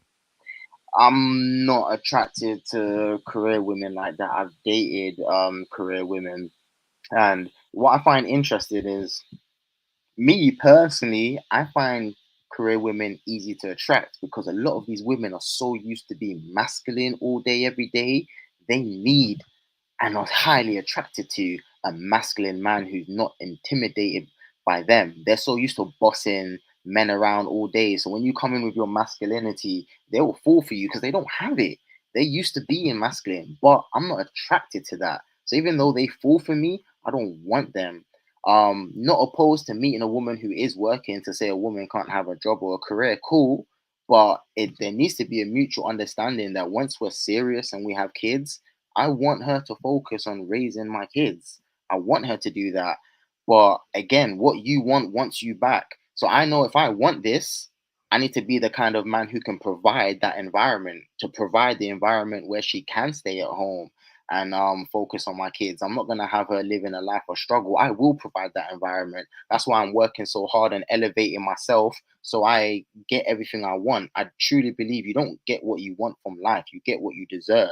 So I will become that high value man who can provide that environment for his wife to stay home, because that is my preference and I'm willing to do the work to get what I want from life. I don't want a career woman. Forget that. A woman who's competing with you, no, forget that. And human nature is human nature. Every species on this planet, man, a woman naturally she wants to look up to a guy. She wants a guy who's better than her. Like, forget all this feminism jargon, but a woman at her core, just base biology, she wants to look up to you. She wants a guy, whether it be taller, stronger, more financially stable.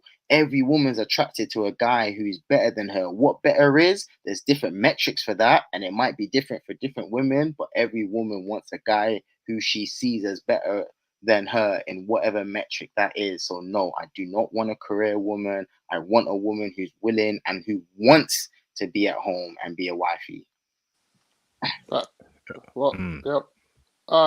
Let me ask you this question, brother Romel. What about a driven woman? Let me ask. Let me explain what a driven woman is. A driven woman is a traditional woman, but she has a career, but she prioritizes traditional values over her career. Like you said, being a housewife, but she has a career. Would you is that all right with you? Wait, hold on, let me get this straight. So, did you say she prioritizes being a housewife, but also has a career? No, no, no. Yeah. She would rather work at home than rather than go to the office. But she still has a career, but she values traditionalism. Okay, well, I'm gonna say this, brother. That's okay with me because at the end of the day, I know for a fact she can't do both. There's no way you're gonna Mm, be a super successful, high-powered career woman and stay-at-home wifey and mother. Something will suffer. It's either you're not giving your all to the kids or you're not giving your all to the job. There's no way you're gonna excel in both. It's not gonna mm. happen. So if she's more focused on the kids but still had a part-time job or a work from home job, that's okay. I don't mind that because she's still not completely invested in trying to achieve this high-powered career woman lifestyle. She's just working just for income, like just to sustain and contribute to the family. That's okay. I see that different from a woman whose goal is to be a successful career woman, because something will suffer. I don't care what the media says. They sell women a lie. They sell them a dream that you can be a mom and a high powered career woman, that you can have it all. You can sleep around in your 20s and still get a high value man at the end of the day when you're in your 30s. These women are lied to. And then they have a massive reality shock later in life. You cannot do both. I'm sorry. You can't be a great mom and a super career woman. Yes, there's exceptions to the rule, but in the real world, something suffers. And this is Nice. the thing where, sorry, Dems, again, I'm for the most part, I rate Korean women higher over Japanese women, but this is one thing I will give to Japanese women, although it doesn't really happen in their society. But from what I've seen, when they have kids, they expect to be at home. Like, they themselves want to be at home. They expect you to work and for them to be at home. So that's one thing Japanese women have naturally. I give them that. Korean women, they do, but not as much as Japanese women. And a lot of them do actually enjoy working and they get married later because they enjoy working, but you can still get a feminine one who wants to be at home. But I see it just more naturally in Japanese women. Nah, it's all facts what you're saying, bro. But I love this conversation because it just shows, Western women ain't ish anymore. They ain't ish anymore. By 2030, more than 45% of them will be single. But we don't care. We don't care. Rubbing his hands together, huh? Ramel, how long do you have left, Ramel? I'm good, brother. I'm good, man. I'm good. I've set this evening to be on stream with the brothers and share knowledge and knowledge share. All right, brother. If you get tired, let me know, okay? I would do, brother. All right, let's get some new callers in. So brothers, don't be shy, call in. If you can't call in, hit your questions in the PayPal or super chat, call in. This is an IT stream. If you have any questions, call in. If no one new calls in the next 10, 15 minutes, we're going to end the stream, okay? It is 3:39 over here in the UK, and we got ish to do as UK brothers. Right, so let me ask this question, Mel. So the woman that you want to have in your life right now, so let's say, brother, so your long-term goal is to have a woman stay at home while you provide for them. That's great, brother. What about right now? If a woman comes to you, she's working, she's really attracted to you, and she earns more money than you, would you accept her, or would you want her to earn less money than you, brother? Break it down for us. Okay, this one's an interesting one. It's an interesting one. It's multifaceted, and I see certain different outcomes. So let me try and break it down. Okay, so if it's in terms of now, and she's already more established than me, there's two sides I see. On the one hand, I wouldn't be scared to date that woman, provided that she's not defined by her career. There has to be more to you. When I say, like, what do you do? Do you have a hobby? Do you do sports? Do you sew? Do you like to travel? Can you cook? Do you clean? You can't just be your job. There has to be more to you as a woman for me, because let's be honest, I don't really care how much a woman makes. I have the burden of masculine performance. I got to get it done. For you, it's optional. I don't really care. I'm looking for other qualities. Are you inspirational? Are you kind? Are you happy? Are you a source of inspiration for me when I'm on the grind? Do I come home and recharge around in your feminine energy and feel charged up to go back and slay the dragons in the day? That's the kind of energy I'm looking for from a woman. So if she can still provide that, even though she has a career and she works more money than me, I'll still be open to dating her. And in a way, the kind of person I am, that's just going to drive me more to achieve and like push to achieve and earn more than her. And as long as she knows eventually, once it hits the time for family, she's happy with stepping down to be a mother. But then again, I operate in what's probable, not what's possible. Is that possible? Yes. And the truth is, most women that have a high powered career and earn a large salary, that usually takes certain traits to get to that level. And that takes a lot of masculine traits to get to the higher top 10, 15, 10, 1% of earners. You have to be non agreeable. You have to be highly competitive. These are all very masculine traits. So that's why I say what's probable, not what's possible. More likely than not, a woman in that position might already be quite masculine, so I wouldn't be attracted to her anyway, if that makes sense. Yes, it does. Yes, it does. Okay, I see. Hmm. Wonderful. So, so ideally, you wanted to make less than you. Yes. Okay. Even at this current point in time, I see. It makes sense. Okay. Okay, brother. Um, this is good. You're still in the UK? Are you going to give UK chick woman a chance or no?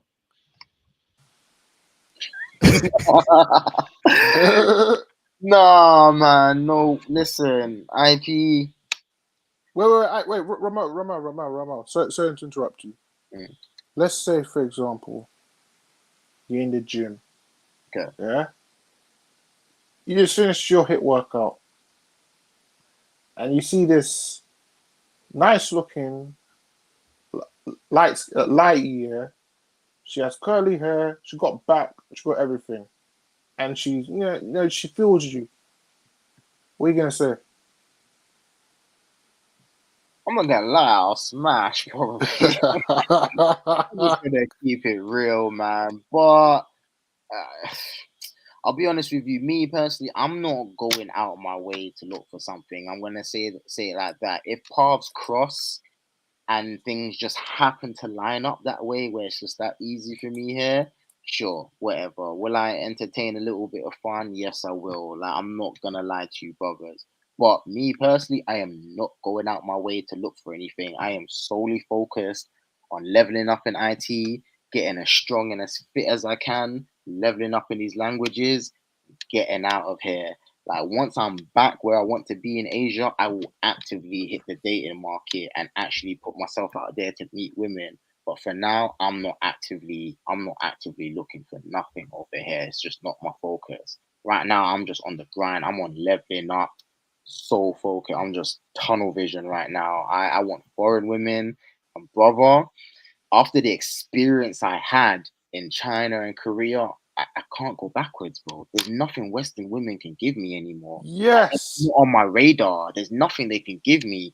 I've already experienced what it's like to deal with an Asian woman who treated me like a king. You can't find that here. There's no going back. It's like in the Matrix movie. Once you woke up, you can't go back. You just can't. Yes. Yes. Mm. This is a classic IP. Yes, yes, indeed. So, brother, so while you're in the UK, brother, you're just leveling up on your skills, staying focused, building your expertise up. But when you're out there in Asia next year, that's when you're gonna hit the dating market, look for your girlfriend. That's a good idea, bro. Use the West to build up your knowledge, your wealth, your experience, but leave to find where you are. I know it can be tough because obviously we're men, we have urges. Sometimes you just want to like, okay, oh, man, maybe give her a chance. She's English, but give her a chance. But no, brothers, keep strong. You gotta keep strong, man. And then when you're out there, so brother, how do you keep strong? How do you keep going without indulging in you know the the the in Western women, brother? Brother, I heard you say this one time, and I'm in a complete agreement with you. I stay as busy as possible. I try to give myself little downtime. I'm always in the gym training. I am a man. I do get urges. I see like a hot woman outside. I'm a man. You know what I mean? I look at her and I think, damn, I would love to, but then I just think, to, for what purpose? To what avail? Okay, the moment I get a NUT off, like I come to my senses, I'm probably gonna think, oh, why did I waste time when I could be studying or doing something else or training? Why did I waste resources when that's money that I could have been saving or investing to go spend money on this stupid shit for a dumb conversation for a little small moment of pleasure when I could be investing that time and resource and energy into a higher purpose? I know I'm gonna regret it. So what I do is I meditate, man. I try to stay as grounded as I can in my spirituality. So I have a lot to do. It requires a lot of energy output. I'm always on the go, on the go. So sometimes I need to center my energy. So I practice meditation. I do a lot of breath work. I start my day off with 10 minutes of breathing. I train a lot, like ridiculously. I train twice a day, Monday through Friday, sometimes Saturday if I have any energy, but I might rest Saturday and Sunday. But yeah, meditation and a lot of training. I eat very healthily. I eat a lot of fruits. I have a juicer. I make fresh juice all the time. Keep my energy up. Keep my health strong. I'm very health conscious. A lot of juice, a lot of fruits, a lot of vegetables, a lot of protein. I'm very disciplined. On the weekends, I splurge, have my burgers, have some cheat meals, but I stay very disciplined on my diet and my training because I need my body and my mind to be as strong as possible to survive this hellhole we call the UK. And I truly believe strong mind, strong body, strong body, strong mind. The two go hand in hand. When your mind is strong, that's when you defeat laziness. You have the salad instead of the burger. You go for a run instead of watching Netflix. You do an extra hour studying and coding instead of going to bed. And through that discipline of training and making my body strong, it also makes my mind strong. One more rep, go do another session. The two go hand in hand. That's how I ground myself. So meditation, that's I say, okay, you're working out, but how are you working in?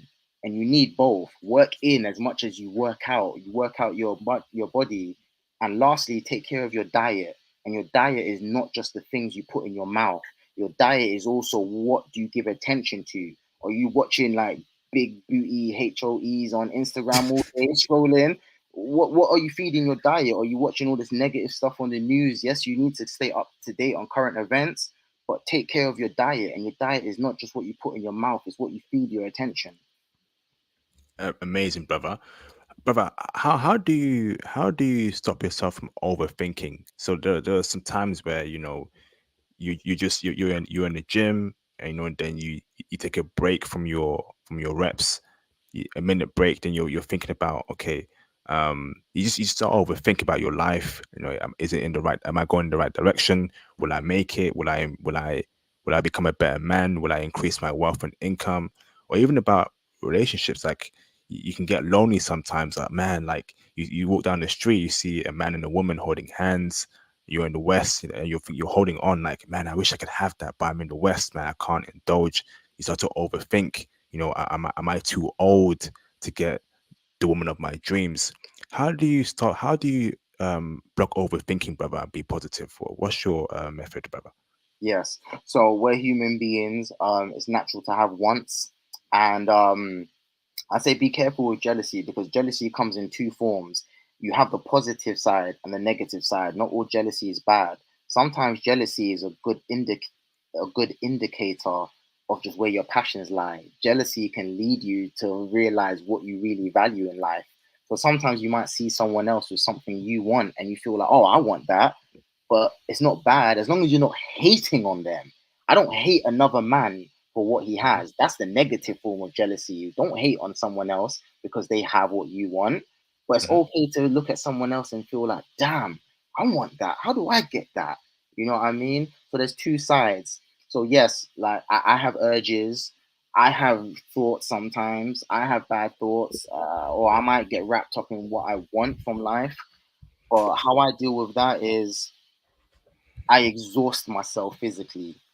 I do work. I work during the day, and then when I train, I completely exhaust myself. And for me, doing the gym, this is just me personally. I love training in the gym, but it's not enough for me. So I need martial arts because when I do a session of Muay Thai, kickboxing, or Jiu-Jitsu, I don't have time to think. That 1 hour, 2 hour session, I'm training, I'm sparring. This is completely shut off, and that's what martial arts teaches you, is to be completely focused in the moment.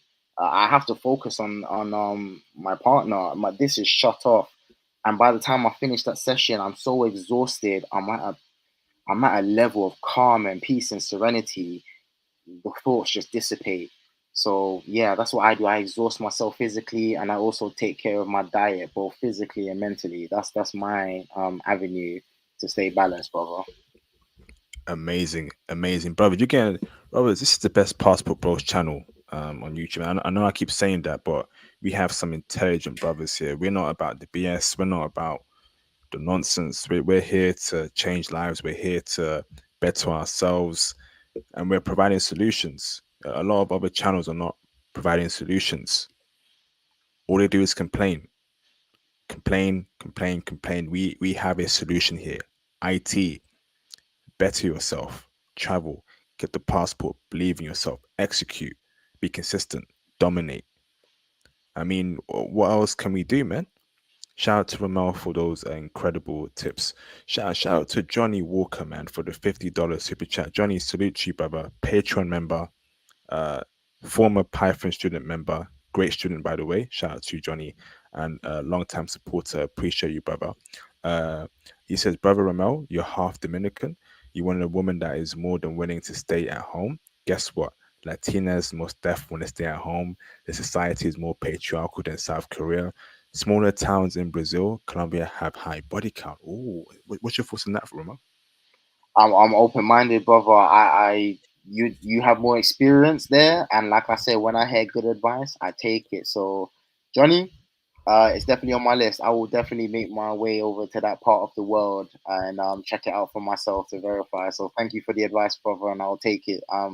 I'll take it. I think before I go to South America, I want to learn Spanish because Mm, in Panama I did well, but I feel like if I knew Spanish in Panama, I would have done even more better. I think I definitely want to start taking languages seriously, man. Um, mm, definitely. And you know what, Ramel? Learning languages, right? That also takes your mind off many things. You know, it does because it gives you a goal to work towards. You envision the woman of your dreams. She's Korean, Japanese, Spanish, and then you're learning her language. When you go out there, you have IT, you got the experience, you got the right mindset, and you know the language. You're gonna do very mm. well there. What's your thoughts about that, bro? Claro que sí. Yo también necesito aprender más español.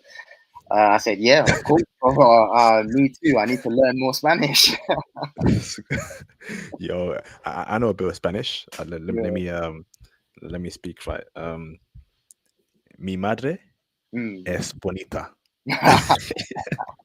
Respect. No, you're right, brother. With the languages, again, that's another way.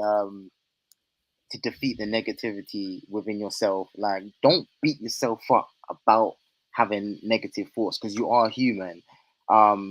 It's what you do about it that matters. Don't be again. Let me repeat. Don't beat yourself up for having negative thoughts. You are human. It's what you do about it that matters. And I know I've heard IP say this before, and I second it. Stay as busy as possible. Um, if you're wallowing in sadness, potentially maybe you just have too much time on your hands. I know that might sound Mm. harsh, but it's the truth. But like, no lie, you probably have too much time on your hands. Be busy, learn languages, get in the gym, study more, treat yourself like somebody you really care about. Eat well, train well, look after your health, take care of your diet physically and mentally. Remember, I said diet is not just what you eat, it's where your attention lies. So stay busy. And yeah, I love learning languages. It engages my brain. And again, I love to exhaust myself both physically and mentally. But I study a lot. I'll put this out there, brothers. I train a lot and I study a lot. I am always at study. I am a super nerd. I'm always at study. Amazing. Johnny Walker, thank you, brother, for that super chat. So let's wrap it up, man. We're almost at 4 a.m. No one's called in, so we'll wrap it up. Mr. Demswood, do you have any closing statements or questions, brother? No, no more questions.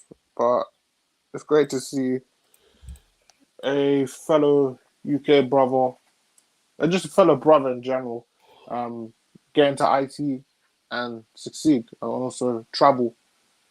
That's what I love seeing. Yeah, IT is the future. There's so much freedom in IT, and we can build something special in IT, IP. Mm. So, brothers, please, please, please get into IT. And again, well done, Ramel. Well done. Respect them. Thank you. Thank you, Demswood. Shout out to Mr. Antonio for the £11.26 PayPal donations. Thank you both for the support. And brothers, if you can hit me up on the PayPal, that'd be great. YouTube does take a 40% cut off each and every super chat. Plus, I've got the payment processor fees, and that's around 8%. So they take a lot of my super chat. So if you can support on the PayPal, which takes a lot less, that'd be great, man, before the stream ends. So send your support in by the PayPal or super chats. That'd be greatly appreciated. So the man himself, Mr. New to IT, Mr. killing it already in IT, Mr. who fixed that big issue this week in IT. Now he's a superstar in his job. Mr. The knower of four languages and who just inspires me to get on my language game and be more consistent and stop being lazy IP. Right, stop it. Um, It's over to you, brother. What's your closing statement, Mr. Ramel? Yeah. Well, let me just say thank you, IP, for your platform, for letting me come here and share my experience. Thank you to all the brothers in the chat for being here, showing your support to myself, IP, Them's Word. Guys, anything can be done. There's nothing new under the sun. There is nothing new under the sun. What's already been done can be replicated. Make a decision. What do you want from life? What do you want to have? But more importantly, who do you want to be? Because it starts with you. It's be, do, have. That's my process. A lot of people think do to have, like you do something to have something, and then you become a certain person. I flipped it all the way to the other side. Even before I have it, I must be it. I must embody it. I wrote another gem. Let me give you. Take this if you want. If you think, oh, I'm not doing that, that's long. That's cool too. I literally wrote in a diary every single day, I am a millionaire cloud engineer. I am a millionaire cloud engineer. And I wrote that in a diary every single day for 6 months straight before I got hired. I just embodied it. I told myself, this is me now. This is my identity, and your identity is not static. Have been Pookie, I've been low, I've been broke, I've been a teacher, I've been a boxer, a martial artist, and now I'm here as a cloud engineer in IT. So I know my story shows your identity is not static. You decide, who do you want to be? Be, do, have. Decide who you want to be. Then do the necessary actions. Then lastly, have the results you want. Be, do, have. So guys, keep working, keep grinding, hit up IP, get your consultation, get in the classes, and more power to you. I wish everyone every success, man. Just keep grinding and working hard. Be, do, have. Thank you very much, bro. And brothers, yes, huge thank you to Ramel. So I'm going to speak for the next 4 minutes, Ramel. So feel free to drop off Ramel and Demswood. I'm gonna do my closing statements. So thank you, Ramel, and thank you, Demswood. Much appreciated, brothers. Awesome, man. Awesome. Awesome live stream. And shout out to Ramel, man. Superstar. Shout out to my superstar mod, Demswood. Great live stream. Wow. Damn. Brothers, man, I hope this has inspired you to now believe in yourself, right? Believe in yourself. Believe that you can feel it, you can touch it, you can experience it, and you can embody it and live in that experience, brothers. This is what it's all about. This is what it's all about, brothers. This is it, right? This is what I love seeing, man. We gotta uplift each other up. We gotta do what the Indians do, what the Chinese do, what a certain group of people do. I can't mention their name, you know, and what other groups of people do. All right. We have to emulate what has made them successful and apply it to ourselves as brothers.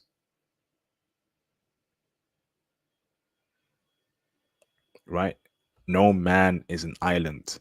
No man is a mountain. We all need to be at that table. We are creating a network here of like-minded brothers, all in IT, all have that passport bros mentality, all know what to invest in, all want to build wealth. Pardon me. This is it, brothers. I am super happy and super proud that we're making headway.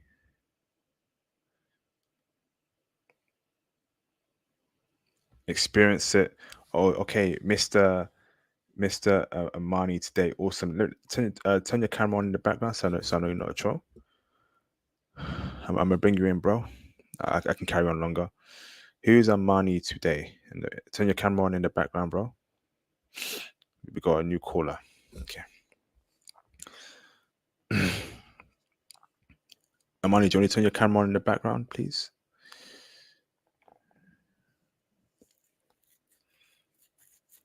Amani, turn your camera on, please. All right. So while we wait for the brother to do so, hopefully he's not a troll. Be inspired, brothers. Be inspired. Achieve it and aspire to be great. Aspire to be a passport bro, an IT bro, get into IT. Um, and also, brothers, man, you know the Patreon's there. You know, you want to hear more about IT, more about foreign women. Go and join the Patreon, man. The Patreon, and even if you don't want to watch the content, you can support me on the Patreon on a monthly basis, man. Because it takes a lot of time, a lot of resources, a lot of effort to do this channel. So go and join the Patreon as a member. You know. Ah, okay. I think I remember you. Oh no, it's all right, brother. It's it's all good, brother. If you connect your device back again. All right, Amani, connect your device back again, bro. All right, so call in again, Amani. Call in right now because you got some problems there. I'll wait for you, bro. So if you call in again, Amani, I'll wait for you. Yeah, so brothers, join the Patreon if you want to be a supporter of this channel. Join the Patreon. Join the Patreon. Book your IT consultation. If you want to get into IT, get in a mentorship plan with me. Cop the merch. You want to support what I do. The Patreon has all you need. I just dropped Czech Republic woman and Ukrainian woman explicit on the Patreon. So you definitely want to hear that, brothers. You definitely want to hear that. As to how freaky the women get down in Czech Republic. It is a freaky city, a freaky country. Okay, so go and check that out on the Patreon. Awesome, man. So I'm waiting for Amani Bay, and I'm going to end the stream. Where's everyone listening in from? What city, what country are you listening in from? Let's go.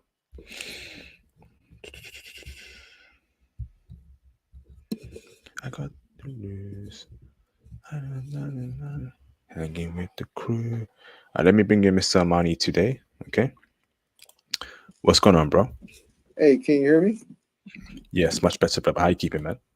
Oh, sorry about that. Yeah, been just down there with the family. They're eating, and No yeah, for problem. some reason my camera is not working off this computer here. But I believe I turned it on before. I'm not a No, troll, far from it. hey, no problem, bro. All right, brother, you dropped off. All right, Amani today. I am tired. Let's speak on IG, brother. I'm gonna give you my IG, Amani Bay. If you send me a DM, bro. I feel like a zombie right now. And then, okay. If you can make one, bro, and then send me a DM on there, brother. I'm tired. So where's everyone listening from? What city? What country?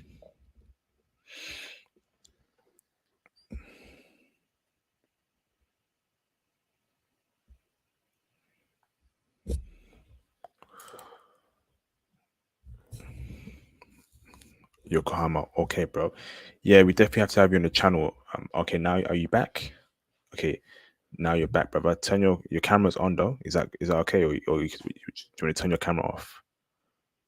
All right. Give me a thumbs up. Camera on. Give me a thumbs up. Is that okay? Camera on. Yeah, thumbs up. Brother, thumbs up for camera on. Okay, let me bring in Amani today. Um, What's uh, going on, bro? hey, how you doing, man? Sorry about the confusion. You know, I'm kind of getting used to this technology. I'm an older man, No worries, so brother.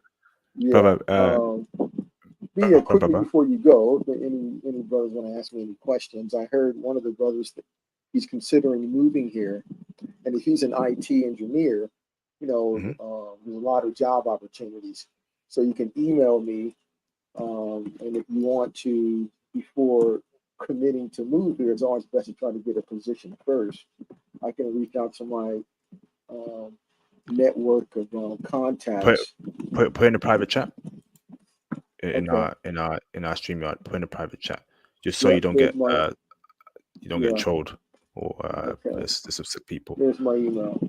There in the And, private and, chat. and, okay, Yeah. thank you, brother. So anyone that wants to reach out to me, I'll give them your email, bro, and I'll vet them first to see they're not trolls. So let me ask you, brother, right? How is life in Japan as a brother, as a black man? How is that? Well, it's I'm originally from America. I'm from Los Angeles, and what Hmm. attracted me to Japan was, my senior year I did a study abroad program, and then after graduating, I came back to learn the language, and was originally going to go to law school and then work at a branch firm in Tokyo, but I loved it so much I never went back home. So as far as social freedom, you don't have to worry about getting harassed by police officers, and being an American was more apparent here. So it's not this whole crayon box color deal that we have to deal with in America. I'm seen as an American, and so that there, this whole monkey off my back, and the social stress evaporated, Hmm. um, and I'll live longer. So those are little things that we take for granted. And I remember when I went back home. I used to go back home every year. And I went back home, and one of my old buddies, we went shopping for Rolex watches, and we went into the store there in Los Angeles, and the little clerk girl asked for ID, but she didn't ask the other customers for ID, only us, because we were the only melanated individuals in there. And I looked at my friend. I said that this is why I live in Japan. See, so that initially, attracted me to Japan here. So Um, where? Let me ask you, brother. Where in Japan is the best place to live for a black man in 2023? You've been there for 26 years, so if a black man's seriously considering to live there, what cities are best for him? well, of course, Tokyo is the center as far as working business opportunities. But I live outside of Yokohama, and there are other places around Kanagawa. Tokyo is very expensive, but sometimes if the companies will pay your rent for you, but if you come in here and you're going to pay yourself, I would recommend living, in the Kanagawa area, so you can always commute into Tokyo by train. But if some people want to go out to the countryside, um, that's a great place. I think now Hokkaido, the north, it gets cold, a lot of Hmm. snow. So if you're not into that, then I would recommend just being in the Tokyo Kanagawa area. Now there's the islands like Okinawa, where a lot of the American military bases are. I wouldn't recommend that because that's it's not. I mean, it's just not, there aren't a lot of opportunities there. But yeah, I would recommend Kanagawa area. Just Okay. So let me ask. Okay, you're freezing. Damn. You back? Dustin, can you hear me? Are you Yep. back? Okay, awesome, brother. So, Kanagawa area, is that because it's near Tokyo and it's cheaper and there's a lot of job opportunities there? Yeah, it's cheaper. So it's cheaper to live outside of Tokyo, and then you can just commute 30 to 45 minutes by train. That's what everyone does anyway. Yeah.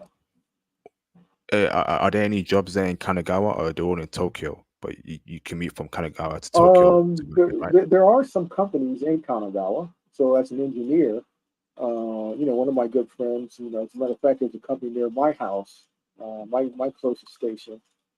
He's an engineer. So there are some companies, but now it depends on your industry. Now, if you're an engineer in the finance industry, if you're working for banks, then most of those banks are in Tokyo. Um, but if it's not the finance industry, it's other industries. If it's like Hondo Tai, that's Hondo Tai. What is that in English? Awesome. Semiconductors. Semiconductors. Then they tend to have their factories and offices outside of Tokyo. Uh, so it always depends on the industry there. Can I ask this, brother, right? So obviously a lot of us are into Japanese women. Yes. Um, so in 2023, right, do Japanese women like black men? Well, of course. I mean, now, and, it's and and interesting. and Things have where changed okay, break it down, go on, bro. now. And now, remember back in the 90s, oh my God, the late 80s, early 90s, it was, we were like a comet. And we were like a brand, like Gucci, and everyone had to, all the girls had to have it. Because now at that time, we openly had, and they openly globally marketed our music, R&B, the ballad songs, and the positive stuff. That's all gone.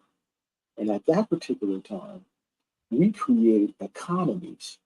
So, like when Janet Jackson was hitting in the late 80s, there were literally stores in Tokyo and Shibuya, to be more specific, where girls can look like her. I mean, it became $100 million industry. Bobby Brown and all that stuff, but the young girls unfortunately aren't introduced to us in that way anymore because they killed that. And the nonsense out there now with the music, it's you know feminized and all of that. So in the '90s, oh my God, I remember when I came here in '92. I I'm walking and a pony. I couldn't walk 5 feet without a girl walking up and approaching me.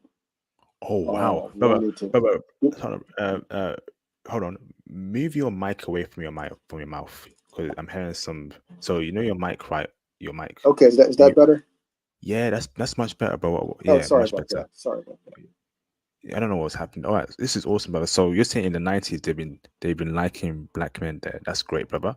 Now, what about now in 2023? What's the update on how Japanese women treat black men in 2023?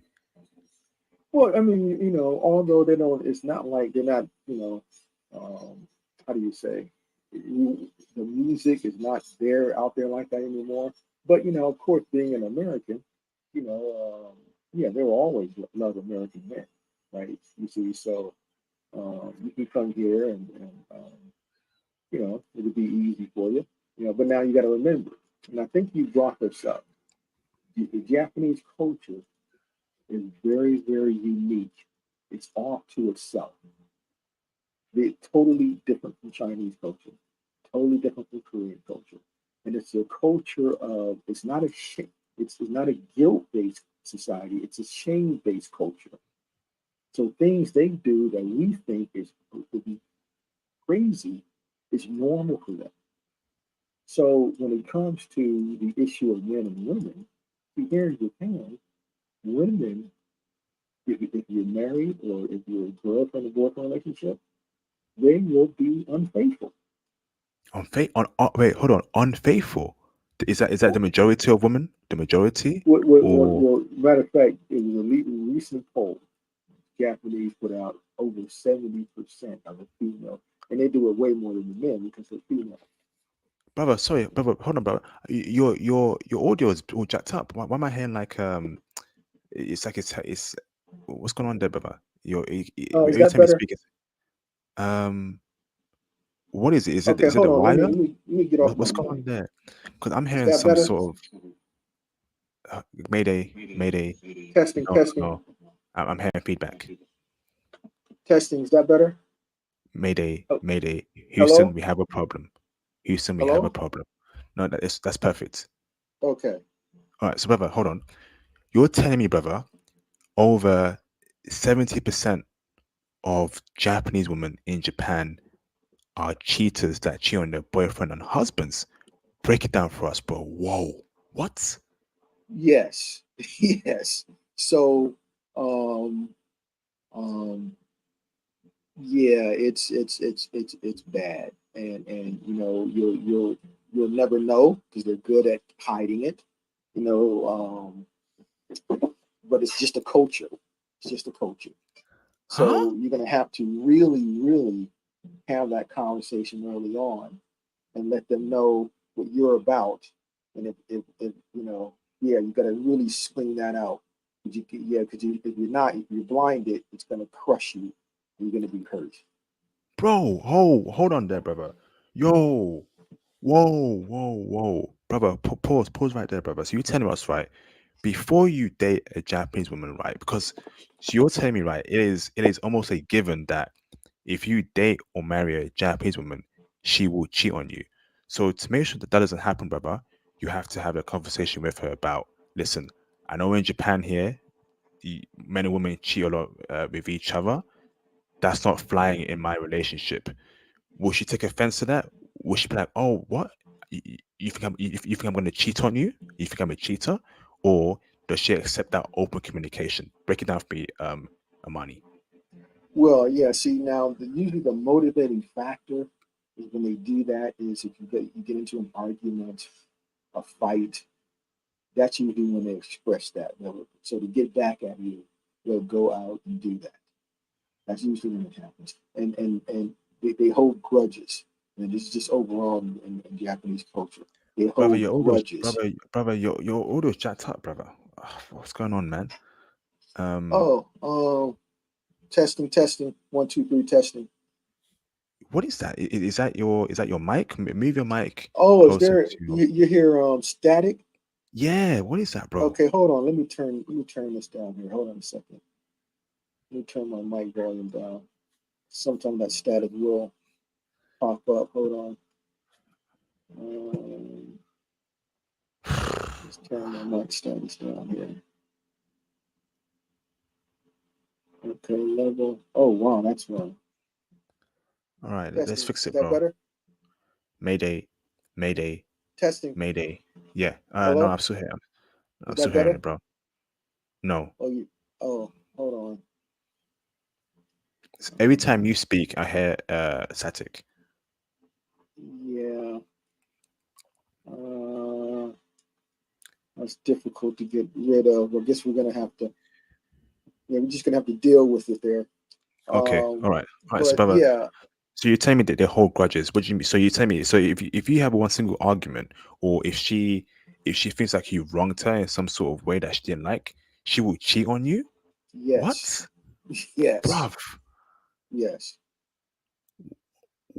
Why is that? Is that because there's a lack of religion in their country, or is this part of the culture there, or is it because Yeah, it's an yeah. atheist society? Yeah, it's part Mm. of the culture and it's just open. It doesn't mean it's just open. See, remember in where a lot of these adult establishments are illegal where we Keep it come PG, from, yeah.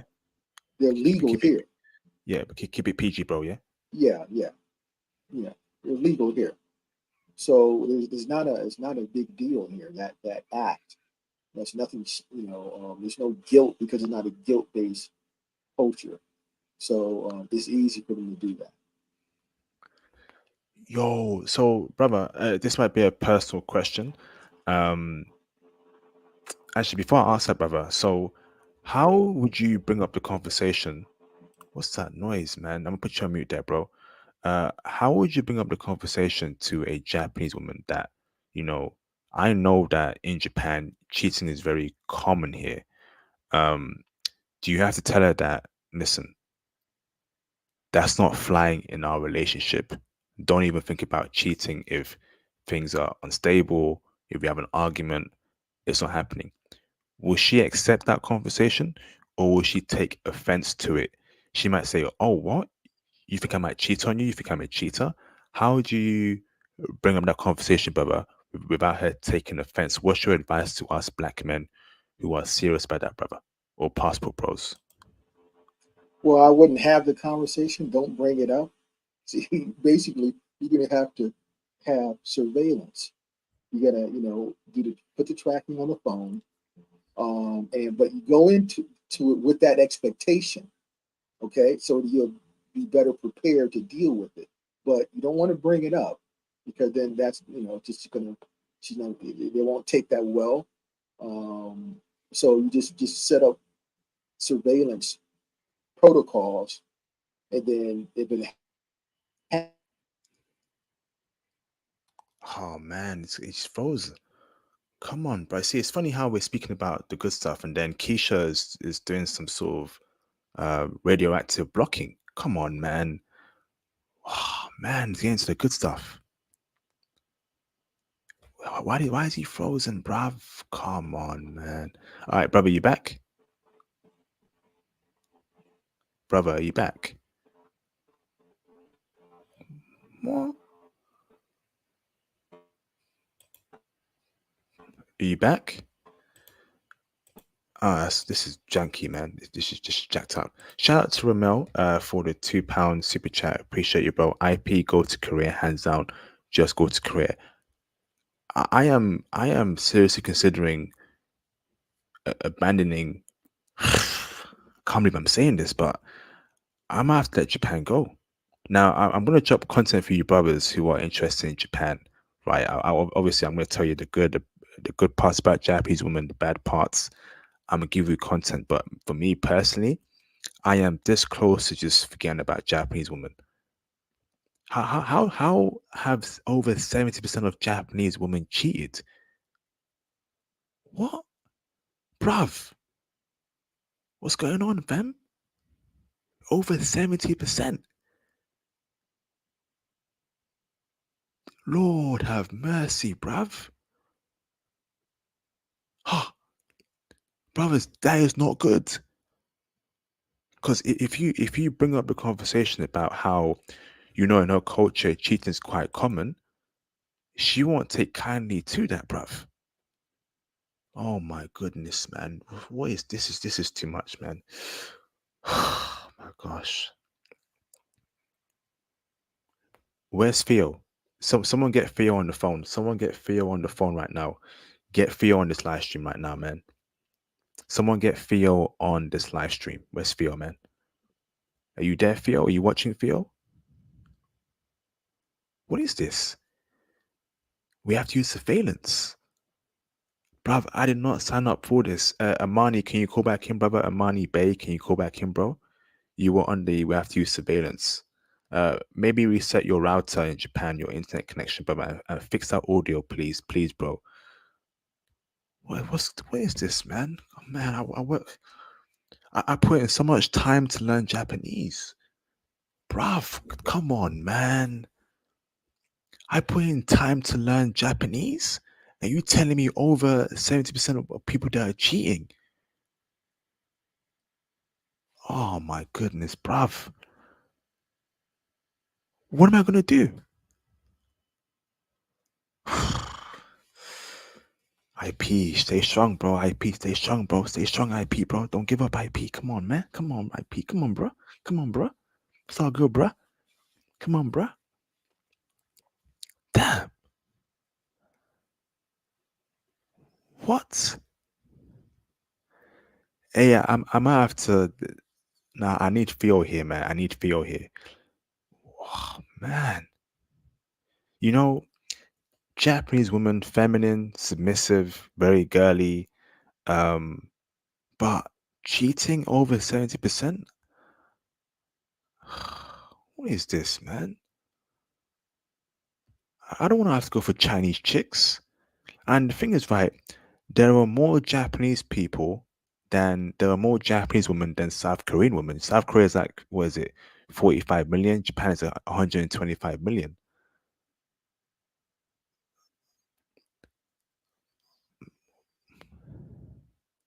Oh man, what is this, bruv?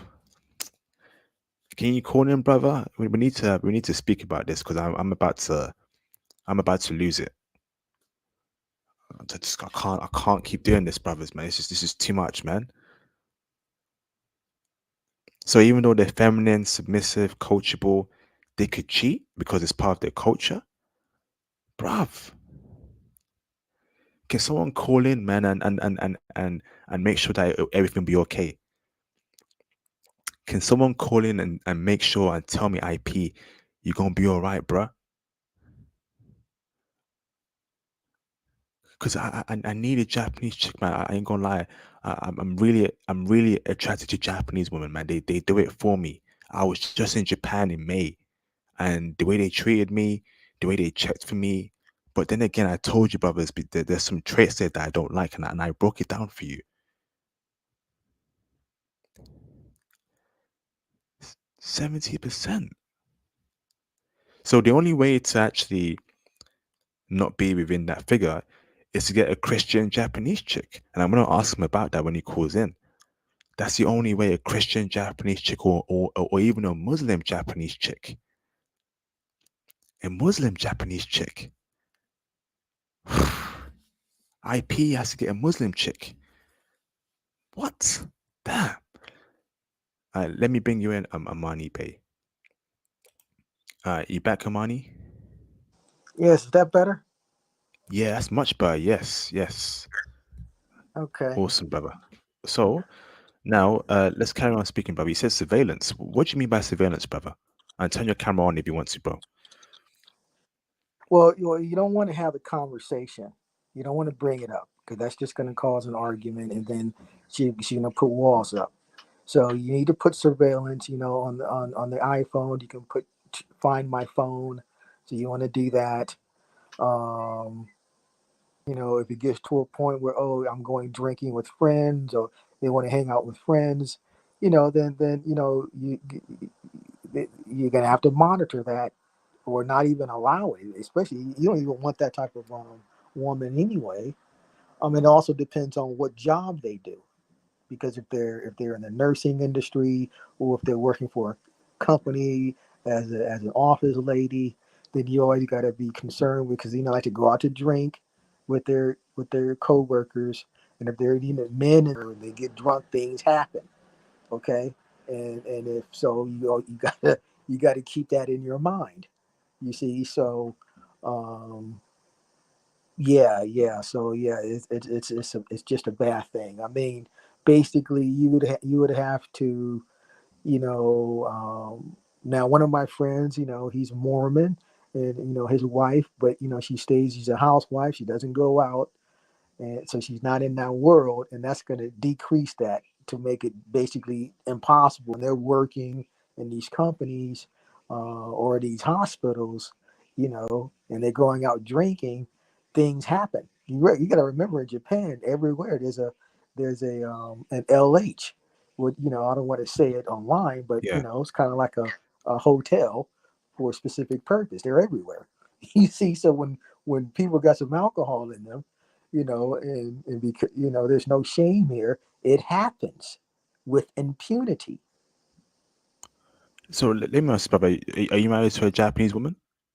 Yes, Okay. I don't want to get if this is a personal question, push back, brother. I want to be respectful here, but has she attempted to cheat on you? Has she cheated on you, brother, or no? How have you stopped her from yes, cheating? yes, yes, yes, She yes. has. She I'm, has. I'm a no. Yes, I don't have nothing to hide, bro. What? She Yes, cheated on you, brother? and H- well, it What? was before we got married. Okay, it was What happened? well, September 19th, 2004, a day I'll never forget. And at that time I had an amateur baseball league, and we would play at the inside the military base, use their fields. Okay, and it was one of those military guys there, and he actually came up to me and told me, and showed me the evidence. Yeah, it was just so. Um, yeah. So I lived all that experience, and yeah, it's and then even I remember my Japanese male friend told me, and he said, yes, of course they do that. So yeah, it's just a different culture here, guys. It's just a different culture. Why did you still stay with her, brother? And why did you marry her even though she cheated on you, Well, brother? because things happen. A leg lock happened. You know, yeah, yeah. So, yep, Oh wow. So did she yeah. cheat on you because of an argument, or did she Well, why yeah. did she cheat on you in the first place? When we get into arguments and stuff like that, to try to get back at me, and um, yeah, and then of course the attention. You know, um, they get the attention from the other brothers, or they see them out, and it becomes addictive. It's a kind of power, and that attention. So, and then once they experience one of us, then that in and of itself is different. And so then if there's more of us around to offer that, bro, it just gets out of control. So how do we spot women that won't cheat? What kind of woman? Let's say there's a brother that's 25, 26, 27, 28, right? Or up to 30, 32, 33. He wants a Japanese girlfriend or wife. How does he find the good ones that doesn't cheat? How do you spot women that don't cheat, or is that impossible, bro? No, no, it does. That's impossible. It doesn't go by that. It's not by the look because you got to remember, even if you find a wholesome female, once they're in the work environment place, and see, remember, going out drinking with coworkers is part of their job. That's the problem. So um, things happen, So you're saying and that, go on, carry on. yeah, and then because of the culture, if it's a superior and her superior is a male, and if he does that, there's nothing she can do about it. So you got to remember What? on see on the trains, every female in Japan will Oh, experience being oh, wait, wait, fondled wait, and wait, wait, wait, on the wait, wait, trains. wait, wait. Keep it PG, brother. Let's not mention that, brother. But let me ask this, brother, right? So, are you saying that we should not date Japanese women that work? Well, I mean, now if you're financially well off and she doesn't have to, and then we can keep her out of those that type of situation and environment, then you'll be better off. Yes. Brother, do you know what, right? I actually don't even think that won't even stop it because on the Patreon, right, I interviewed a brother, right? And the brothers, I keep telling you, go and check out my Patreon. And he mentioned that he actually he deals with housewives, and these housewives cheat on their husbands. So the husband's out there working, they're at home looking after the kids, and then he comes in and he runs through them in their houses, and the husband doesn't even know. Is that common there in Japan? Oh yeah, yeah, yeah, yeah. Right, it'll be right into her husband's bed with them. Yes. So while the husband's at work, so she's a housewife, right? And while the husband is at work, she's allowing men to come through in the house, and she's getting it down with them in the bedroom. Yes. So if the children are at school, no one's home. Yes, that will happen. That can happen. I've known guys who were part of that situation. Yes. Okay, so brother, is there hope, right? Is there hope for the young Japanese women that they don't do that? Like, 20, 21, 22, 23, 24, or are they all like that, brother? Is there hope? No, because it's a culture thing. See, because you remember, it's something called senior. It's senpai kohai, and that's like your senior and you're the junior. The senpai is the senior person, the kohai is the junior person, mentoring. And so their relationships are based upon that. And then when you enter the workforce, you're going to always have a senpai, someone senior than you, who's going to, you got to follow their instructions, you got to follow them. Even when they go out as a group to eat, the senpais get to eat and drink first. So the juniors must wait until the senpais eat and give them permission to eat or drink. So if they're in that environment and the senpai is a male and she's a some pretty young girl, for her to have a smooth relationship and no problems at that company, she's going to do what he says. So if we So, pressures her into that, they're going to fall for that because of the culture thing. So we can't, that's not going to change. brother, so hold on. So you're telling me, brother, right? In the workplace, in the corporations, the actual corporate workplace, that's what happens, and it's quite common.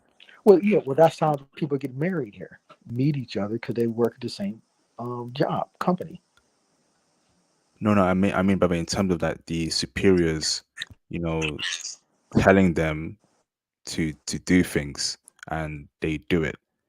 That's common in Japanese companies where the superiors sleep with the uh juniors. What? Are you there, brother? Yo, what is this, man?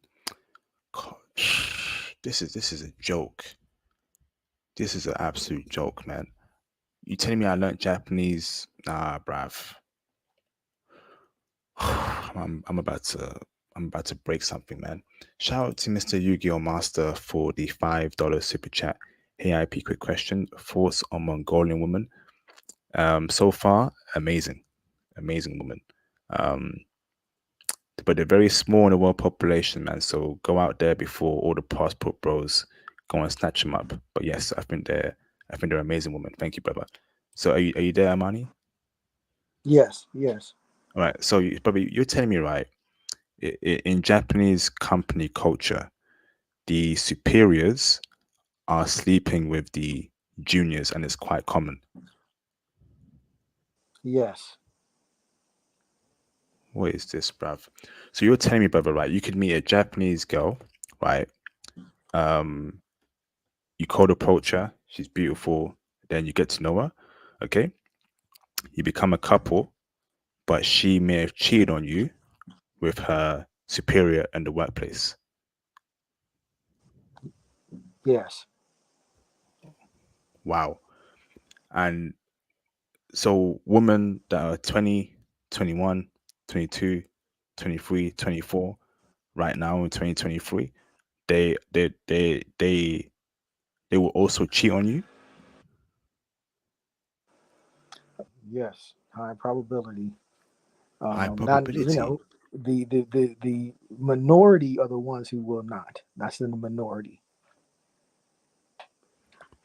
When you say the minority, is that people that are not Japanese? No, no, no. They're Japanese, but you remember if it's over and over 70%, and now remember because they have a birth rate problem. They're not producing enough babies here, and their future is in jeopardy. And then you got to understand that the when they're in long term relationships, a lot of it they're not having that physical activity. So, but a lot of the females still desire that, and so to go out and get it elsewhere, is it's just it's an epidemic here. So you got that issue to deal with. Um, yeah, and I think you understand and get into Japanese culture there. That's one of the deals there. You got to make your decision. But again, if you meet one here and you want to maybe take her back home, um, but then again, the problem taking her back home is she'll get filled in with the crap that's going back home. Yeah.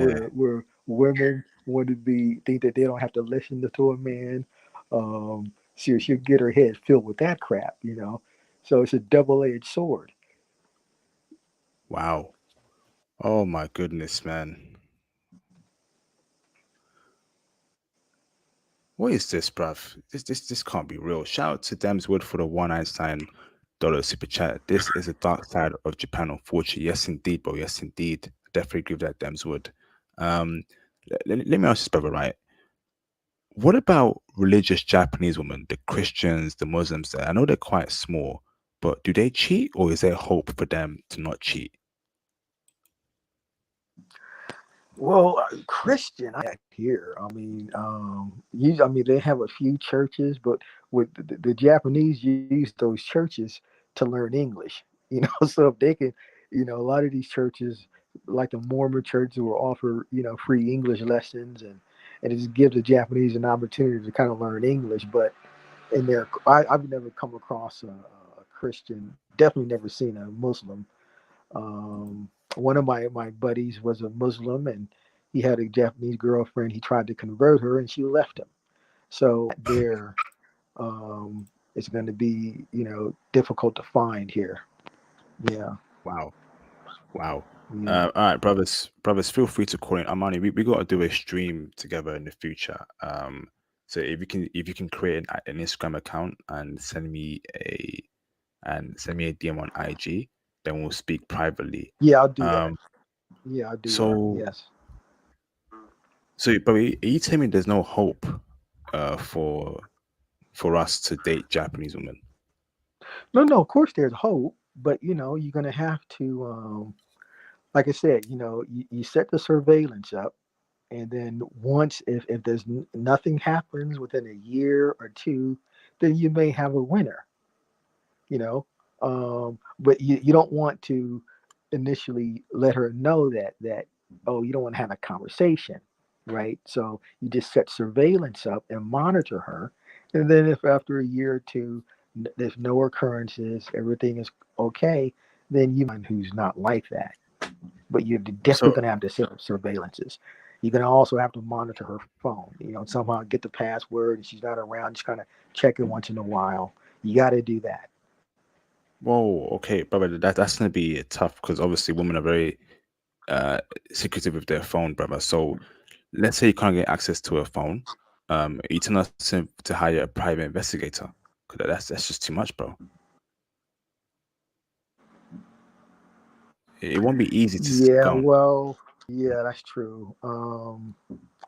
Or I know it'd be difficult for us to kind of watch them. I actually paid what it was what years ago. I paid one of my friends to follow my girl, um, and nothing happened. But and so yeah. But yeah, if you don't have those kind of resources to pay someone to follow. But again, the signs are if they're going out drinking with coworkers after working hours. If they're saying, "Oh, I'm going to go with drinking with my girlfriend," that's bad. See, so Lord. um, yeah, So, brother, essentially, right, it's damned if you do, damned if you don't, because, right, so if she's working at a corporate Japanese job, she goes out with co-workers. If she's at home, oh yeah, she goes out with co-workers and she's cheating. If she's a housewife, she's bringing dudes home to her house to smash. So, brother, what the flip can we do, bro? Brother, I am so angry right now because I put a lot of time in learning Japanese, and you're telling me over 70% of Japanese women are cheaters, brother. Even though she's a housewife or in the workplace, what the hell's going on, bro? Brother, you're breaking my rights right now. I feel like crying right now, brother. I literally feel like crying right now, well, brother. well, I just want to impress upon all the brothers that you got to have that expectation. You don't want to go in with like a deer in the headlight, crushed, because that's what happened to me. So I don't want you to go through what I went through. Okay. Um, so, and that's why I'm keeping it real and 100 for everyone. So you'll know it's a different culture here. There are no hang-ups when it comes to that physical act. It's just a free for all here. So um, you got to, you know, you know, yeah, you got to understand that there. But again, yeah, if it will be difficult to set up the thing on a phone if you don't have the password. Or maybe you can have that conversation with her. Since we're in a relationship, honey, let's here's my password to my phone. I have nothing to hide. What's yours? And then you'll know it. But if she doesn't want to give it to you, then that's a bad sign. But if she says, okay, sure, here's my password, if she gives it to you, then that will enable you to set up that find my phone location on there. But yeah. So what you do, give her your password, and then ask her for hers, and see and see what she says. All right, brother. I got a caller. Let me bring in Mr. Melvin Raymond. Melvin, you got your camera on. Is that okay, bro? Yeah, yeah. Melvin, Melvin, give me a thumbs up, bro. You got your camera on, brother. Okay, okay. With camera on, is that okay? Okay, thank you, bro. Yeah. All right, all right. Turn off. Okay, awesome. Let me bring in Mr. Melvin Raymond. What's going on, Melvin? What's going on, IP? How you I'm doing, doing good, brother? brother. Not not I've not been too good now, bro. Not too good now. yeah, man. I've been listening to this off and on, and I'm actually quite as surprised as you are, And shout out to our guest tonight as well, man, and also Mr. Ramel as well. Shout out to him, and this is great. This is great intel. This is y'all. You guys are really putting on a good stream tonight. Yeah. Bro, I ain't happy, man. I ain't happy. Someone get Theo. Someone get Theo in here because I'm about to lose my mind. Where's Theo? Um, let me message Theo. Are you free now? We need Theo here. I'm Yeah. not happy. Go on, bro. Well, I was going to say, man, I really don't have too much experience, out of just, probably just one with the actual Japanese girl. But I mean, I can really see like how like there could be like a duality to like their whole, I guess, relationship side with that, man. I mean, Asian women in general, like a lot of it is about definitely saving face and a lot of things that just goes on, like a lot of sneaky stuff. Like they do a really good job of like covering stuff up. So you know, the Japanese culture, I'm not really that much of a expert at it. I mean, I was just rapping with Romeo in the chat saying I did have the experience with a Chinese woman, and I caught his um, stream about like being in China and dealing with them. But this Japanese thing, man, this is kind of a it's blowing my head myself too. So I hear you, I think. Wow. Thank you, bro. Your connection's pretty bad, Melvin. Not hearing you too clearly. But I'll try my best, brother. All right. Look. And let me put you on mute there, Melvin, because I'm hearing background noise. All right. So Amani, right? So I was in Japan earlier this year. I love Japan. Great country. Lots of things to do. The women there are beautiful. They are feminine. They are submissive. They are coachable. But hearing this, I am now growing to distrust Japanese women. So I believe that I'm going to pivot my attention to South Korea. Amani, do you have any intel on South Korea? Amani Bay. Yes, yeah. I mean, I've been there like maybe 10 times.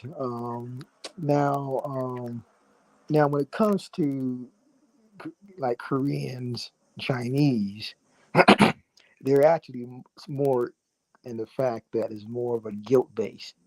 So you're not going to have that. Down the only issues with Korea and Chinese, unlike Japan, Japan is pretty really very open to different nationalities, and it's just that's part of their culture because they get everything from the outside and incorporate and make their own. But now see, Korea is more of a closed society, and if you notice when you're there, That's you're that on that's trains, people looking at you like they never even seen. So they're so that's fine, closed and bro. small That that's minded. that's fine with me, brother. But I want to know, do South Korean women cheat, from what you heard, or are they less cheaters than Japanese women? Well, yeah, much less. Yes, much less. Um, than Japanese. Yeah, yeah. This is totally different culture than Japanese. So, yeah, if you get in a serious relationship, you'll be the only one. Yeah, yeah. They're not like that. But now, if now I do hear a lot of guys if they meet a girl and they go out a couple of times. She's not committed to you. That's different. Then she's not going to be committed. To you, you're not committed to her. But if you're in a serious committed relationship, that's not going to happen. No. Okay, so now, how do I navigate so I like Japan as a country. Can I? This is gonna be tough. How am I gonna do it? So can I get my Korean girlfriend and move her to Japan? Is that sensible, or should I live in South Korea with my South Korean girlfriend? No, she's willing to move to Japan. Yeah, then Japan is it's just a much better society than Korea or China. So it's a much better place to live in. Um, Now there are a lot of Korean Japanese here. Like second, third generation um, Japanese. you know, they're not accepted as full Japanese, but they've been here a long time. Um, Do but they cheat? again, they're, yeah, Do they because they're also cheat as culturally well? Japanese. Well, yeah, they're Oh culturally wow. Japanese. Yeah, yeah. Hmm. Um, but yeah, yeah. If your Korean girlfriend is willing to move and live in Japan, then that's a great option. Brother, why are Japanese women so sensitive? Why is it that the fact that all it takes is one argument? Because this is also a personal experience that I've dealt with Japanese women. Like, if it's something like, how they can improve on something in their life, or maybe in their career, or in their personal life, they will take it to heart and be really offended. Um, why are they so sensitive to the point where if you call them out on what they may be doing wrong, they'll go and cheat on you? Why is it because they're so feminine? That's why, or I just want to know why they're so sensitive, Japanese women, when it comes to arguments and things not going right. They're not very strong willed. Break it down for us, bro. Yeah, well, that's that what they call that's that pride ego. See, it's something in Japan is called, it's the pride, and they have a lot of that. And so if you say something or do something that rubs against their pride or attacks that, that's when the scorn will resonate inside of them. And as you know, they don't openly express their true feelings and emotions. So they hold these long grudges. So if you say, "Oh, well, I think you should do this; it'd be much better," and you hurt her pride, then she's not gonna, take that. Although you meant it as a compliment, she's not gonna take it as that or advice. You see, so that's that pride. That's the problem. I can't do that, bruv. I can't do that. If she's that, if a woman's that sensitive, I can't do it, man. Um, that's dangerous, bro. That's extremely dangerous. So how come divorce isn't high there? Divorce, Oh if they're no, that sensitive. it's pretty high now. It's getting up. It's not like in the States or in Europe, but it is rising up now. Um, but it's it is tend to be low because if they marry a Japanese and he's they're the Japanese would be good providers.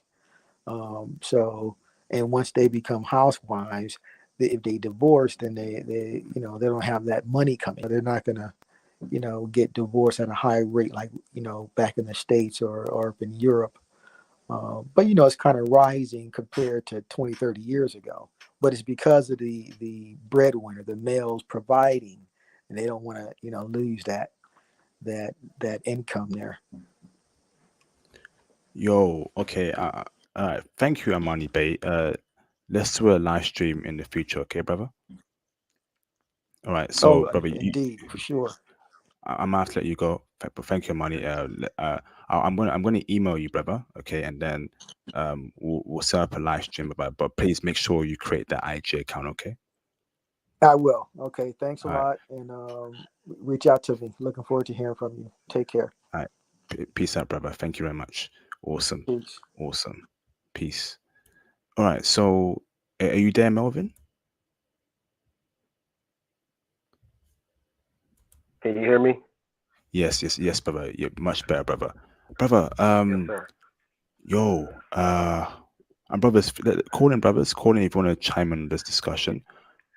Hold on, Melvin. I'm I had a having, yeah. I'm Go ahead. having I'm having, I don't know about Japan anymore, bro. I don't know. Um, this is heartbreaking because I've set a lot of plans for Japan. Japanese woman. Uh, I'm shocked. You go, bro. I'm speechless. Go on, bro. I had one question for you because I did catch that video that she did. I think it was a couple of days ago. We went down the list of the pros and cons of Japanese women, and basically, I think you were talking about like how there could be a two-face factor. Mm.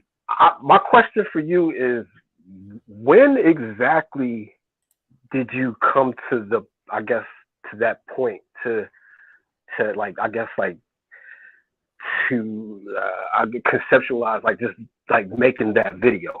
because I mean I thought that was very interesting, like how Yes. that came about, like being that you was a proponent for that. Can you tell us Good more question, about that? brother. Of course. Hold on, bro. Find your soulmate in Saul. That's a good one there, Johnny. That rhymes. Awesome. So we got Romeo in the building. So on my channel, brother, I want to give brothers the truth, and put yourself on me. I'm hearing background noise. Um, I want to give brothers the truth and nothing but the truth. So I'm gonna tell you brothers a good and a bad side of each and every group of women that we're considering. I'm not here to lie to you. I'm not here to I'm not here to honeycoat things for you brothers, man. I'm going to tell you the truth. This is why I'm the best passport bros channel. Okay, there's no lies on here.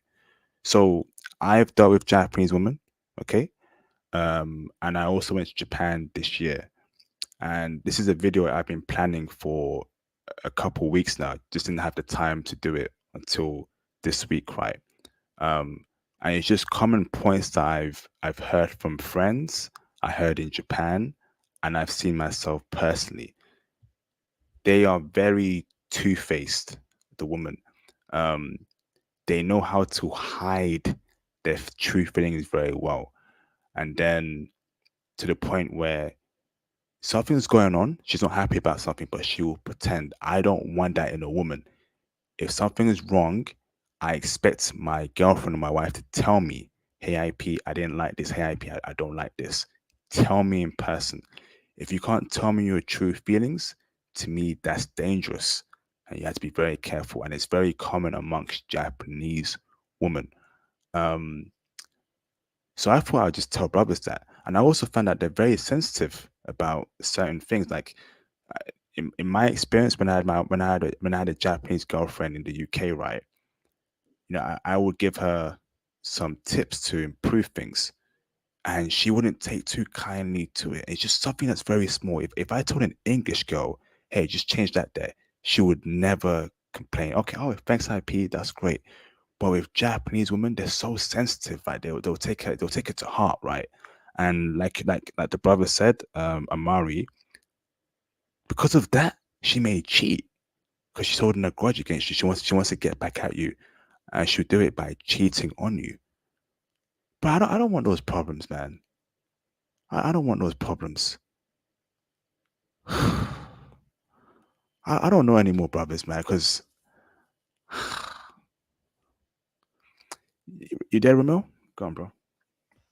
Yeah, IP, I'm here, man. I'm gonna make this quick. I wanted to chime in, brother. I'll be honest with you. I'm not surprised. I'm really not surprised. I've been knowing this about Japanese society. I tell you what, I am surprised about is the number. I didn't know it was that high, but I must say I'm not surprised. If you go on YouTube, just type in "why do so many Japanese cheat" or something like that. There is a plethora of video on video on video on video. There's so much content on Japanese cheating. It's ridiculous. It's just wide known. It's out there. It's crazy. Now, compared to Korea, I'll put this out there. One, Korean women. Actually, before we even compare, let me say this for the brothers.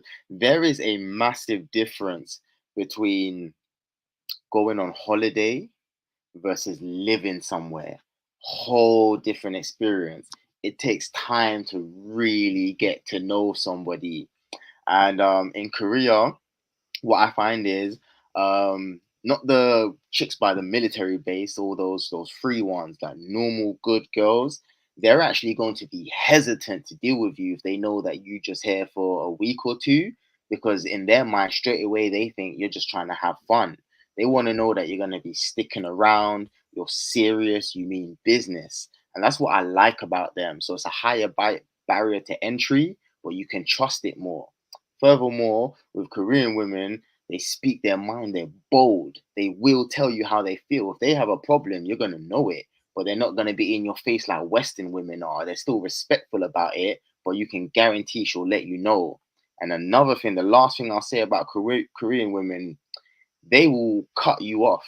Like a Korean woman's upset with you, she will cut you off, block you off Instagram, block you off socials. But I'd rather that know she's not messing with me no more and cut me off than to find out she tried to burn me and cheat and act like it was nothing. I prefer the way Korean girls do it. I'd rather they cut me off and I never hear from it again. I've had many a Korean girl cut me off because she was had a problem with me. It was mainly because they found out I had another girl, but whatever. I'd rather the way Korean girls do it. They'd rather cut you off and never talk to you again than the cheating thing. That's crazy. Also the problem with cheating is that obviously cheating is wrong, right? But the problem is, right, especially when a woman does it, a woman should never cheat. But the problem is, if she's with other dudes, right, and she's coming back home with you, she might contract some sort of, diseases or infections and pass it on to you. That's also another problem as well. So you're out there cheating on your husband or boyfriend and you're a housewife bringing in different dudes. What if those guys have something and then you then smash your husband and you pass him something? I mean, come on, man. Bruv. Bruv. 70%. So you're telling me only 30% of women don't cheat in Japan. Where did we find that 30%? So you're saying basically it's a lottery system now to find a woman that won't cheat.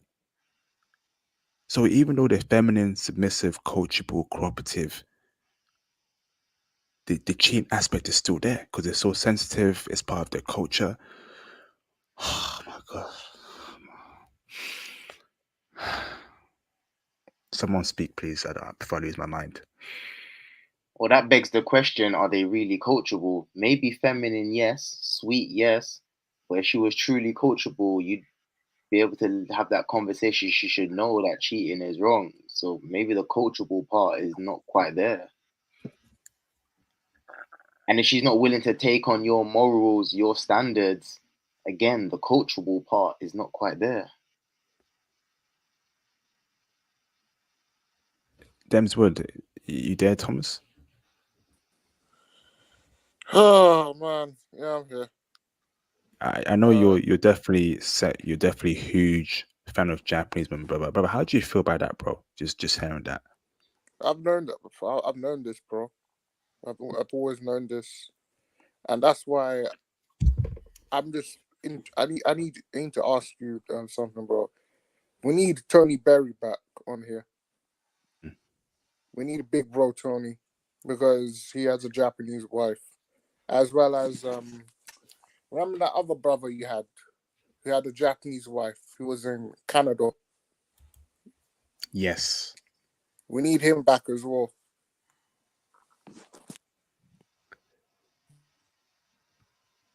Do you remember that brother you interviewed, IP, in Canada? I think it was a Jamaican brother, and his wife, he was Japanese. I remember even on that stream, he was a Christian, and she just had no faith at all. And she admitted on stream that she just struggles to make sense of it. She's just not with it when it comes to Yeah. religion and spirituality. I remember that stream. Mm, She said it plainly on camera, like, no, that's him, but it don't make sense to me. Not with it.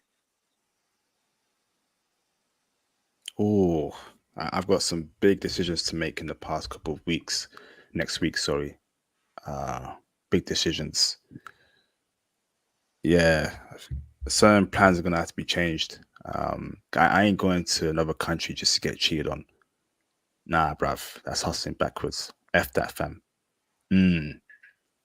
Nah, man. Oh my gosh. I don't know what to say, bruv. So the only way IP, around this, right? Yeah, go on, Melvin. Go on. Mhm. I'm sorry. I just had another question too. Like when we're talking about Japanese, Korean women, another aspect of it that I was kind of wondering about is like how are these girls with their families and how they're raised? What are their parent situations like? What relationship statuses are their parents in? And to me, that's very important because, I mean, of course, I mean, right now I'm with a girl in the Philippines, And to her, family life is like everything. I mean, when I met her parents, and I'm just like looking at, how she was raised and looking at their relationship, and it plays a lot into like, how she is. I'm not trying to say that's like the perfect solution, but that is like a big question that I would want to get from like you guys that ever dealt with Korean or Japanese women. So, but was that a question or a statement, brother? Well, I mean, it was Sorry, a I missed statement, that. and I'm sorry, it was a statement. It's also a question as well. Like because I mean, I don't think I've heard anybody like actually comment on like the parents or the family life that these girls come from. So I Well, mean, if there is like any type of like a feedback on that aspect, and I'll put myself on mute. I don't know Someone else much about Japan. I don't know. I can't speak much on Japan because I haven't lived there, let alone been there. But I've lived in Korea, not just visited, and I can say family is a major part of Korean life, and you're gonna have to take the good with the bad. Now that can be very good because she's going to be family orientated.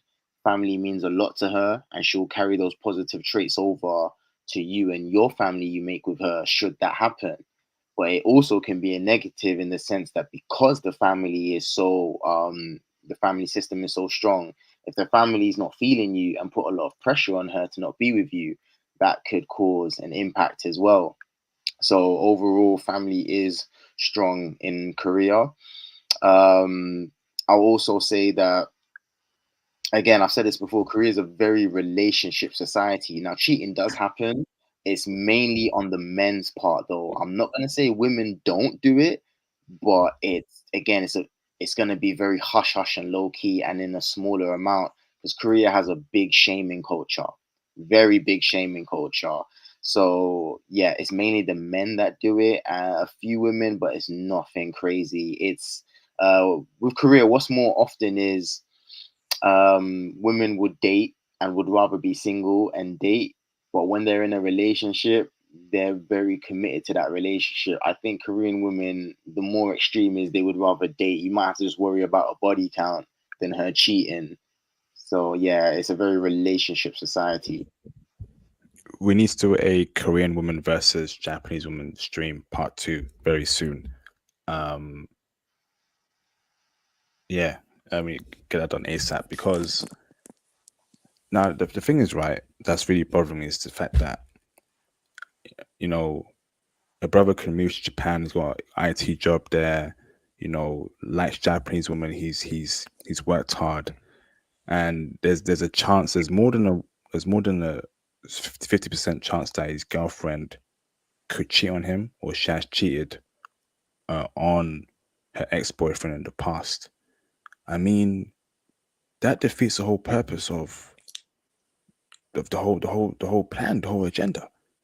But what about women from Hold the on, countryside?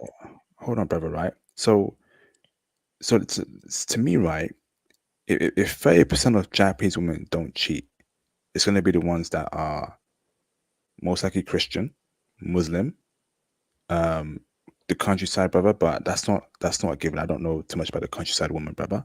Um, that's pretty much it.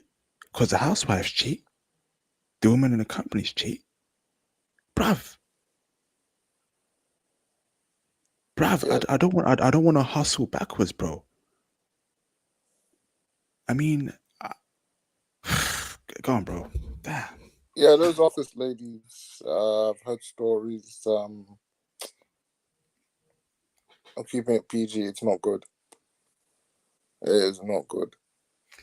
And do you know what? Right, I think that even the Patreon is very telling as well because these women are beyond. These women are freaky. Yes. They're probably the freakiest woman in the whole of Asia. Japanese woman. It makes sense. They don't have any religion to tame them. I mean, the brother was talking about what Japanese chicks would do in the bedroom and how many. I don't want to go to it. I don't want to go into it for YouTube, but it was very telling as to how nasty and freaky they are in the bedroom. Japanese women.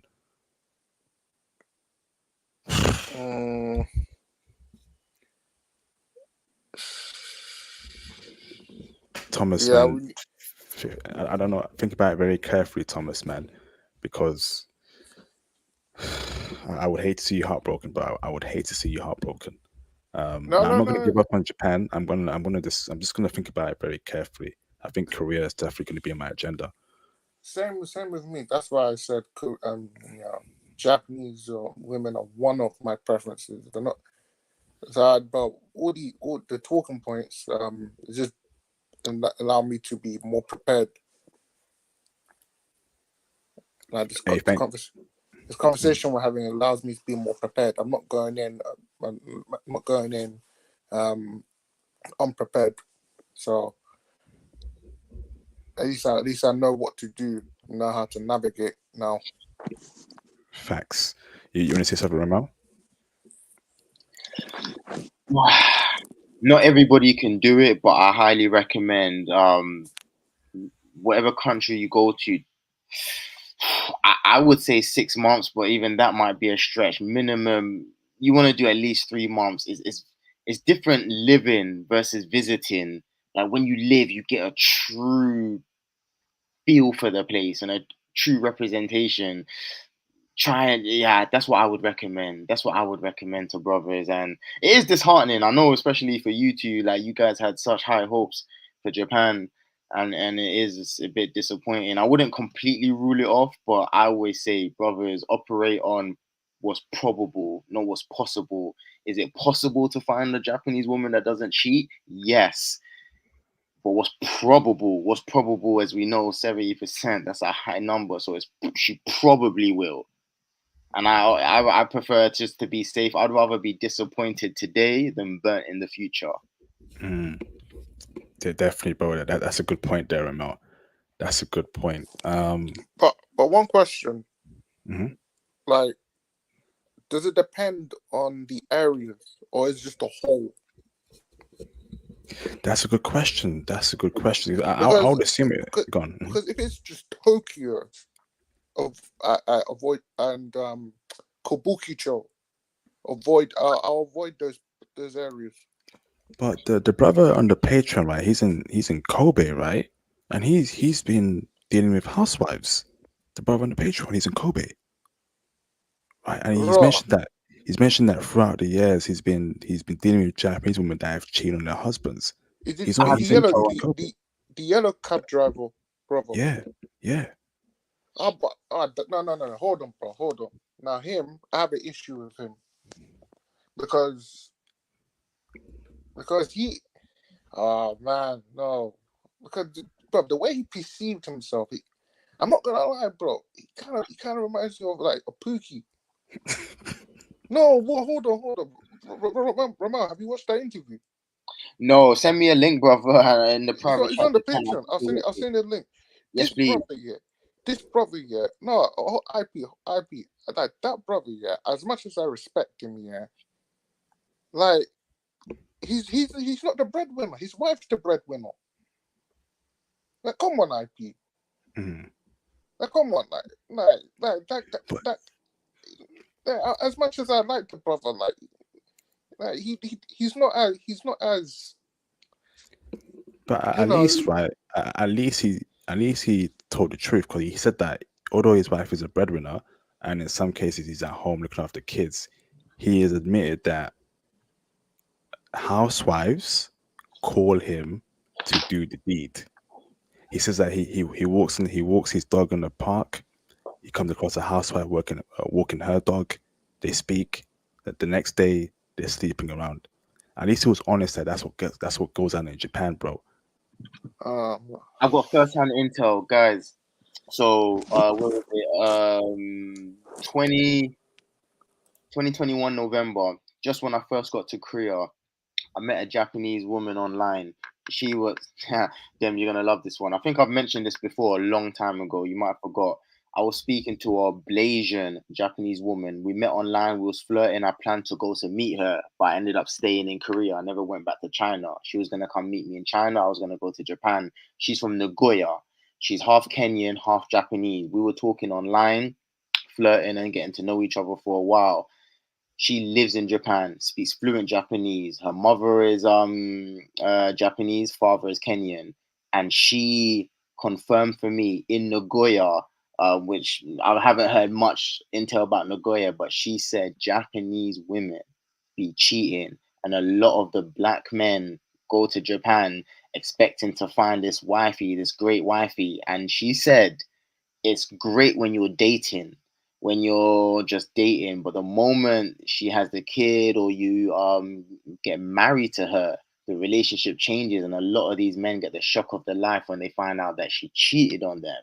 Now, this is a Blasian Japanese woman I was actually talking to romantically. She told me this. She lives in Nagoya.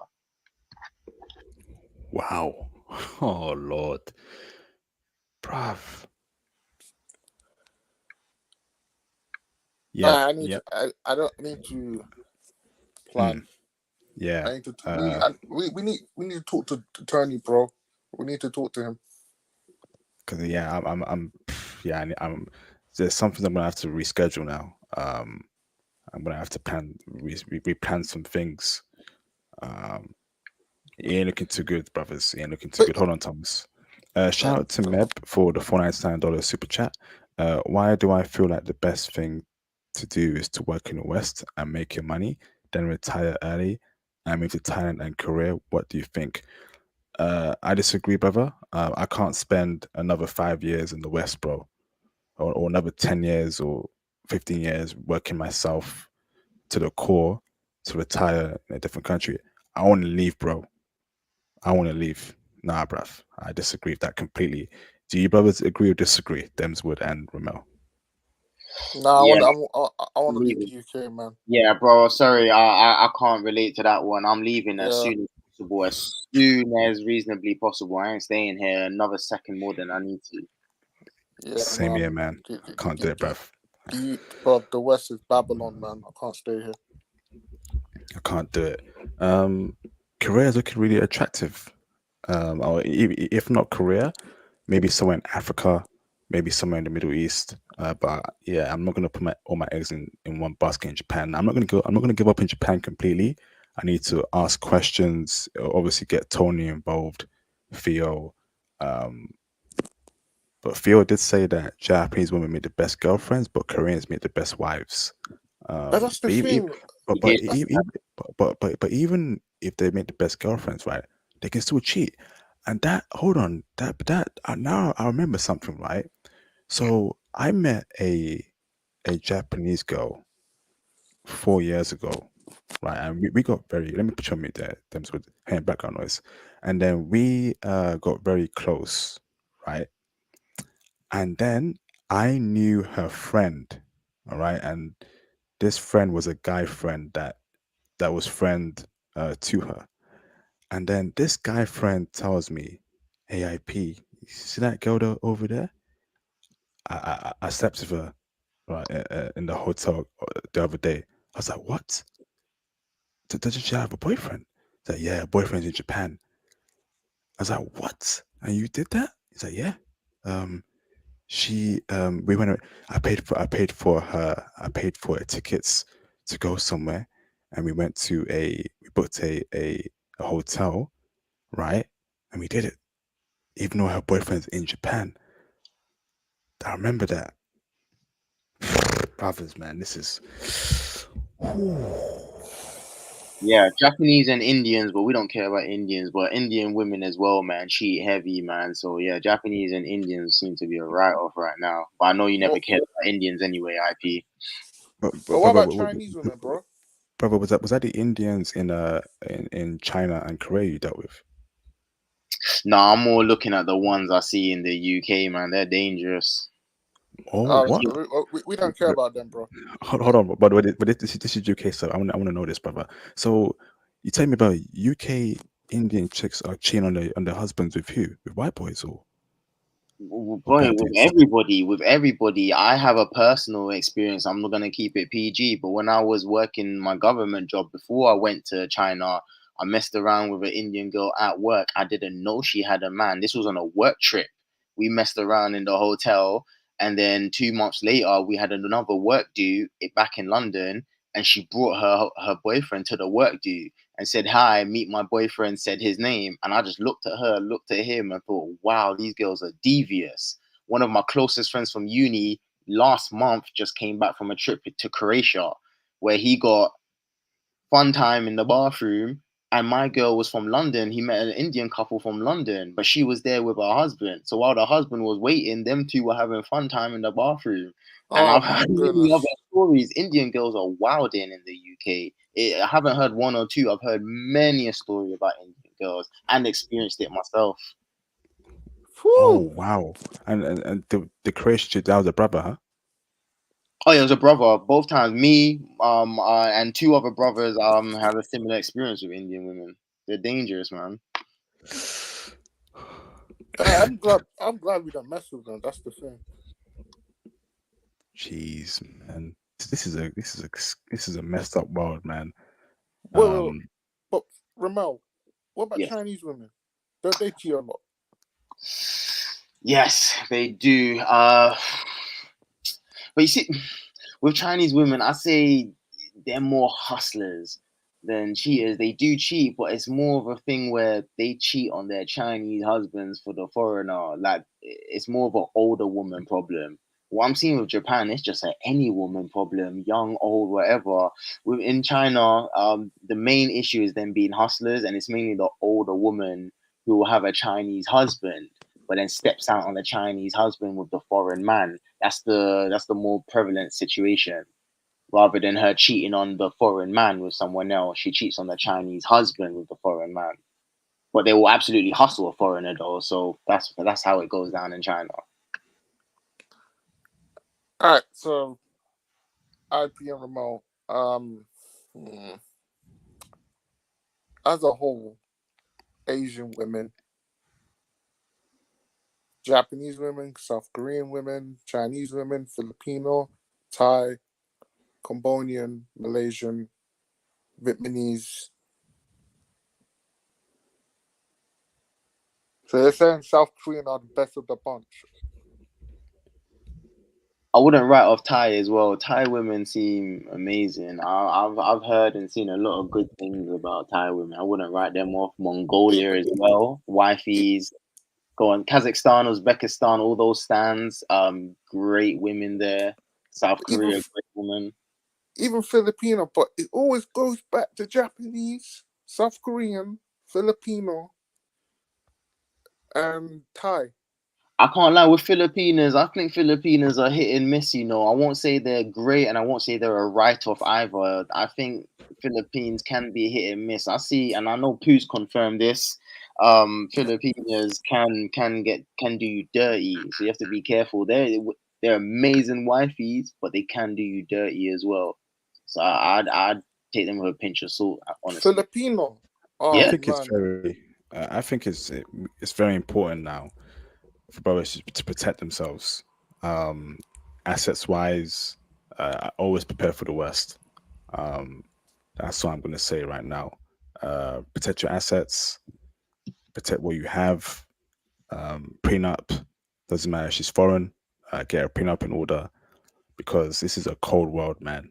Uh, yeah, it's imperative to protect yourself. Obviously, now we're aware as to how Japanese society gets down, so we have to navigate that very, very well. Um, but even that, still protect yourself. Prenup, get things in order. That's all we can do. So we're at 4 hours, man. I'm tired. Thank you, brothers. Thank you, Demswood and Ramel, for calling in. I gotta get some sleep, and I have a lot of thinking to do, um, and a lot of people to speak to because I am not happy as what I've heard in the stream. And so any closing statements that Demswood? yeah, I'm gonna. Another classic.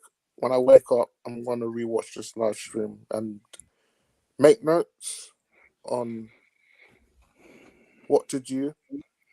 But yeah, man, this whole live stream, with the inclusion of your interview with Ramel, classic, another banger. You know, I'm gonna make sure I do the timestamps this time because I know brother's been asking for timestamps. But yeah, another classic one. Thanks, IP, and thanks, Ramo. Thank you, Demswood. Appreciate you, brother. Ramel, do you have any closing statements, bro? I still have plans to go to Japan. I won't lie. I do want to experience Japan, be there, date a Japanese woman. But I believe in my heart, it won't go beyond dating. I won't risk it. I won't vet her for wife material. I might have an experience there, but I know in my heart to settle down, I'll be going to Korea or perhaps somewhere in Africa or Eastern Europe, but most likely it would be Korea. Hey, thank you, Ramel, man. Appreciate you, brother. Speak soon, brother. Thank you, bro. Peace.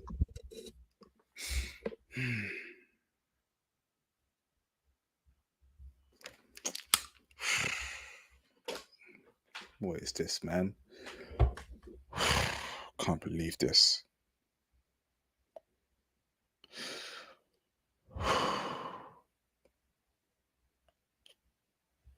I ain't happy, brothers. I ain't happy, man.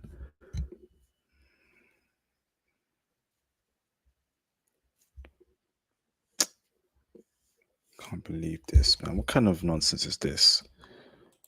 What is this? I spent time learning Japanese.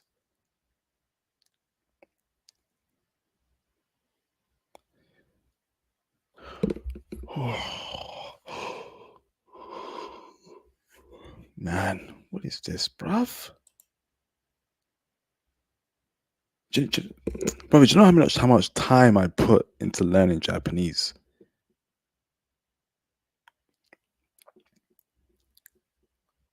The plans I set in place for Japan.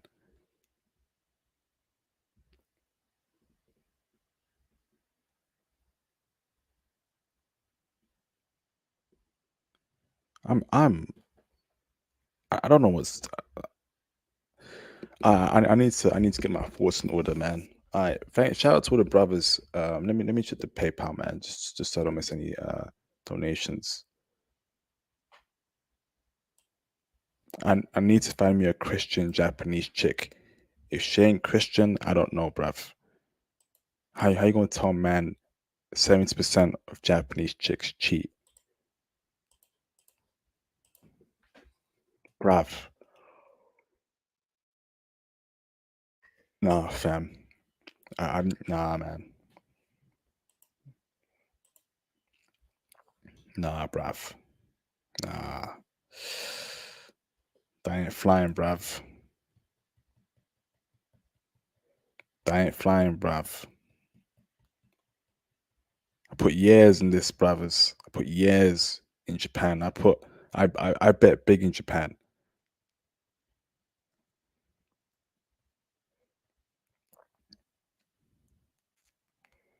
You telling me I'm hustling backwards now? I'm hustling backwards?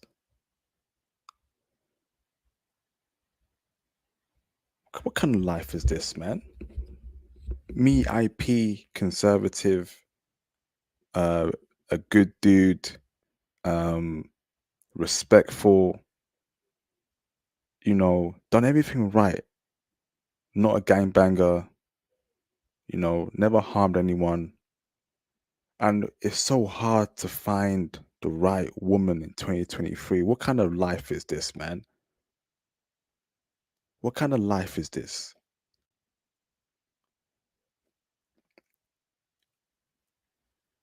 What kind of life is this? What kind of life is this, brothers?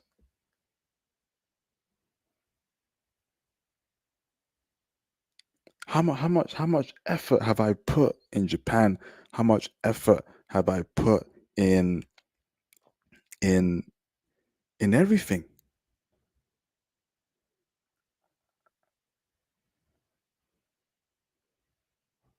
Why is it so hard, brothers?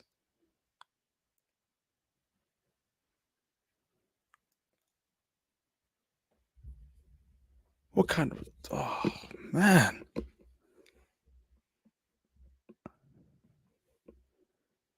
I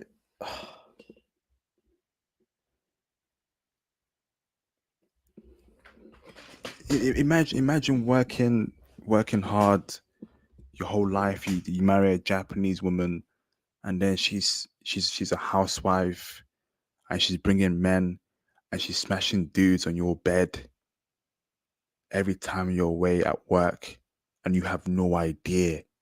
What kind of life is that, man?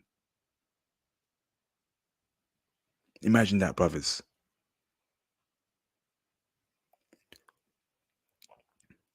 Imagine marrying a Japanese woman. She goes to work and she's being ran through by dudes at her workplace. Bruv. Yeah, man. I'm gonna have to recalibrate my strategy. Africa seems good, and I'm all for foreign black women, man. I'm gonna have to. I think it's gonna be Africa, Middle East, Korea, and certain other countries, man. We need to bring Africa back into the fold now. Um, Bruv.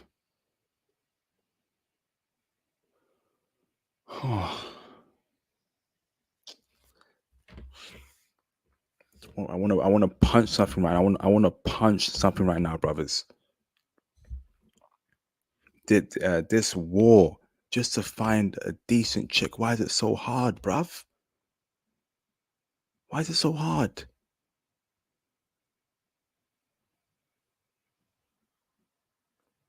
So me spending hours studying, me spending hours in the gym, me improving myself, only to find out that the country that I'm really focused on, the majority of women, although they're feminine, submissive, they cheat like crazy. I did not sign up for that, man.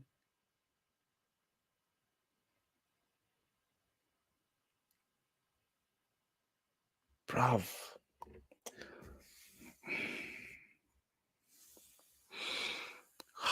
Man.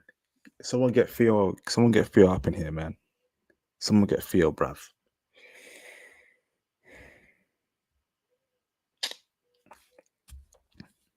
All right, brothers, we keep pushing, man. We keep pushing. South Korea, huh? Okay. South Korea.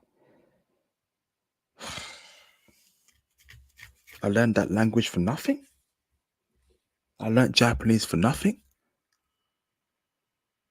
All those hours learning hiragana, katakana, vocabulary was all for nothing? And even though 30% of Japanese women don't cheat, where do we find that 30%, bruv? Where do we find the Christian Japanese chicks? Where do we find the God-fearing Japanese chicks?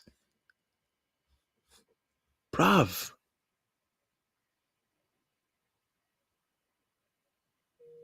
Where do we find that, brothers?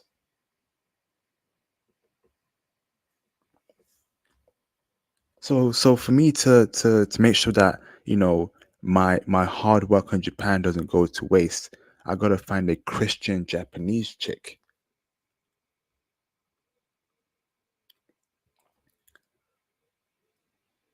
Where do I find that, bruv? And even if I find her, she might be taken. What is this, man?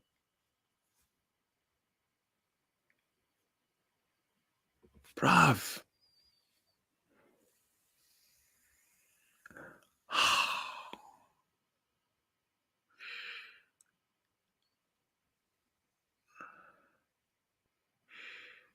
All right, man.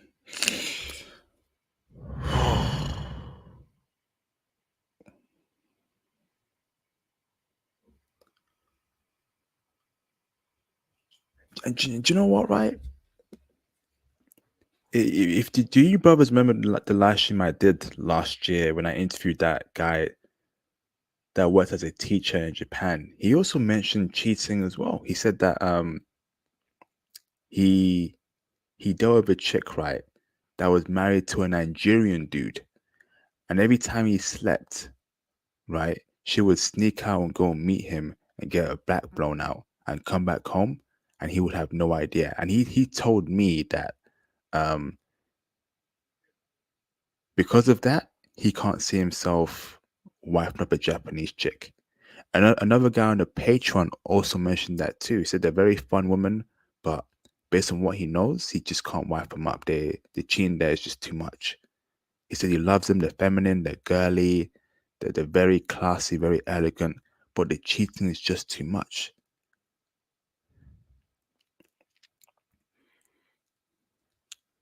This is why. This is why, man. God is needed. Religion is needed, man. Because it's an atheist country. There's no guidance there. There's no shame there.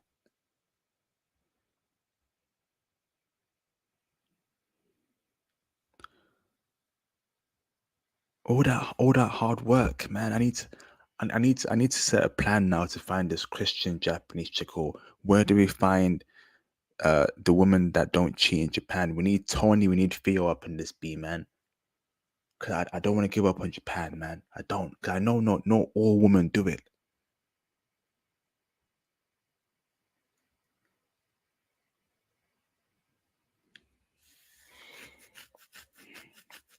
All right, brothers, man. I have a lot to think about. Um,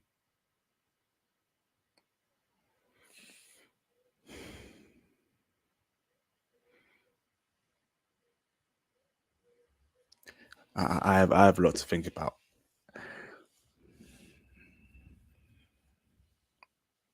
Nah, man. Damn.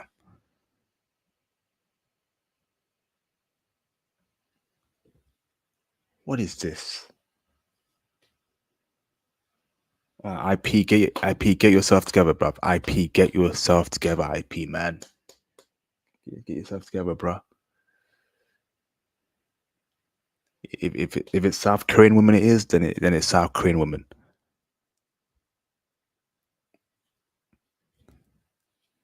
If we gotta find that Christian Japanese chick, we gotta find her.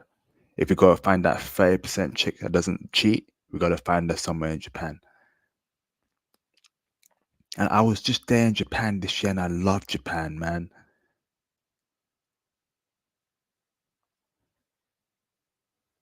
I need to sleep this over. I need to let me sleep this over, and then we're gonna have some very important discussions very soon.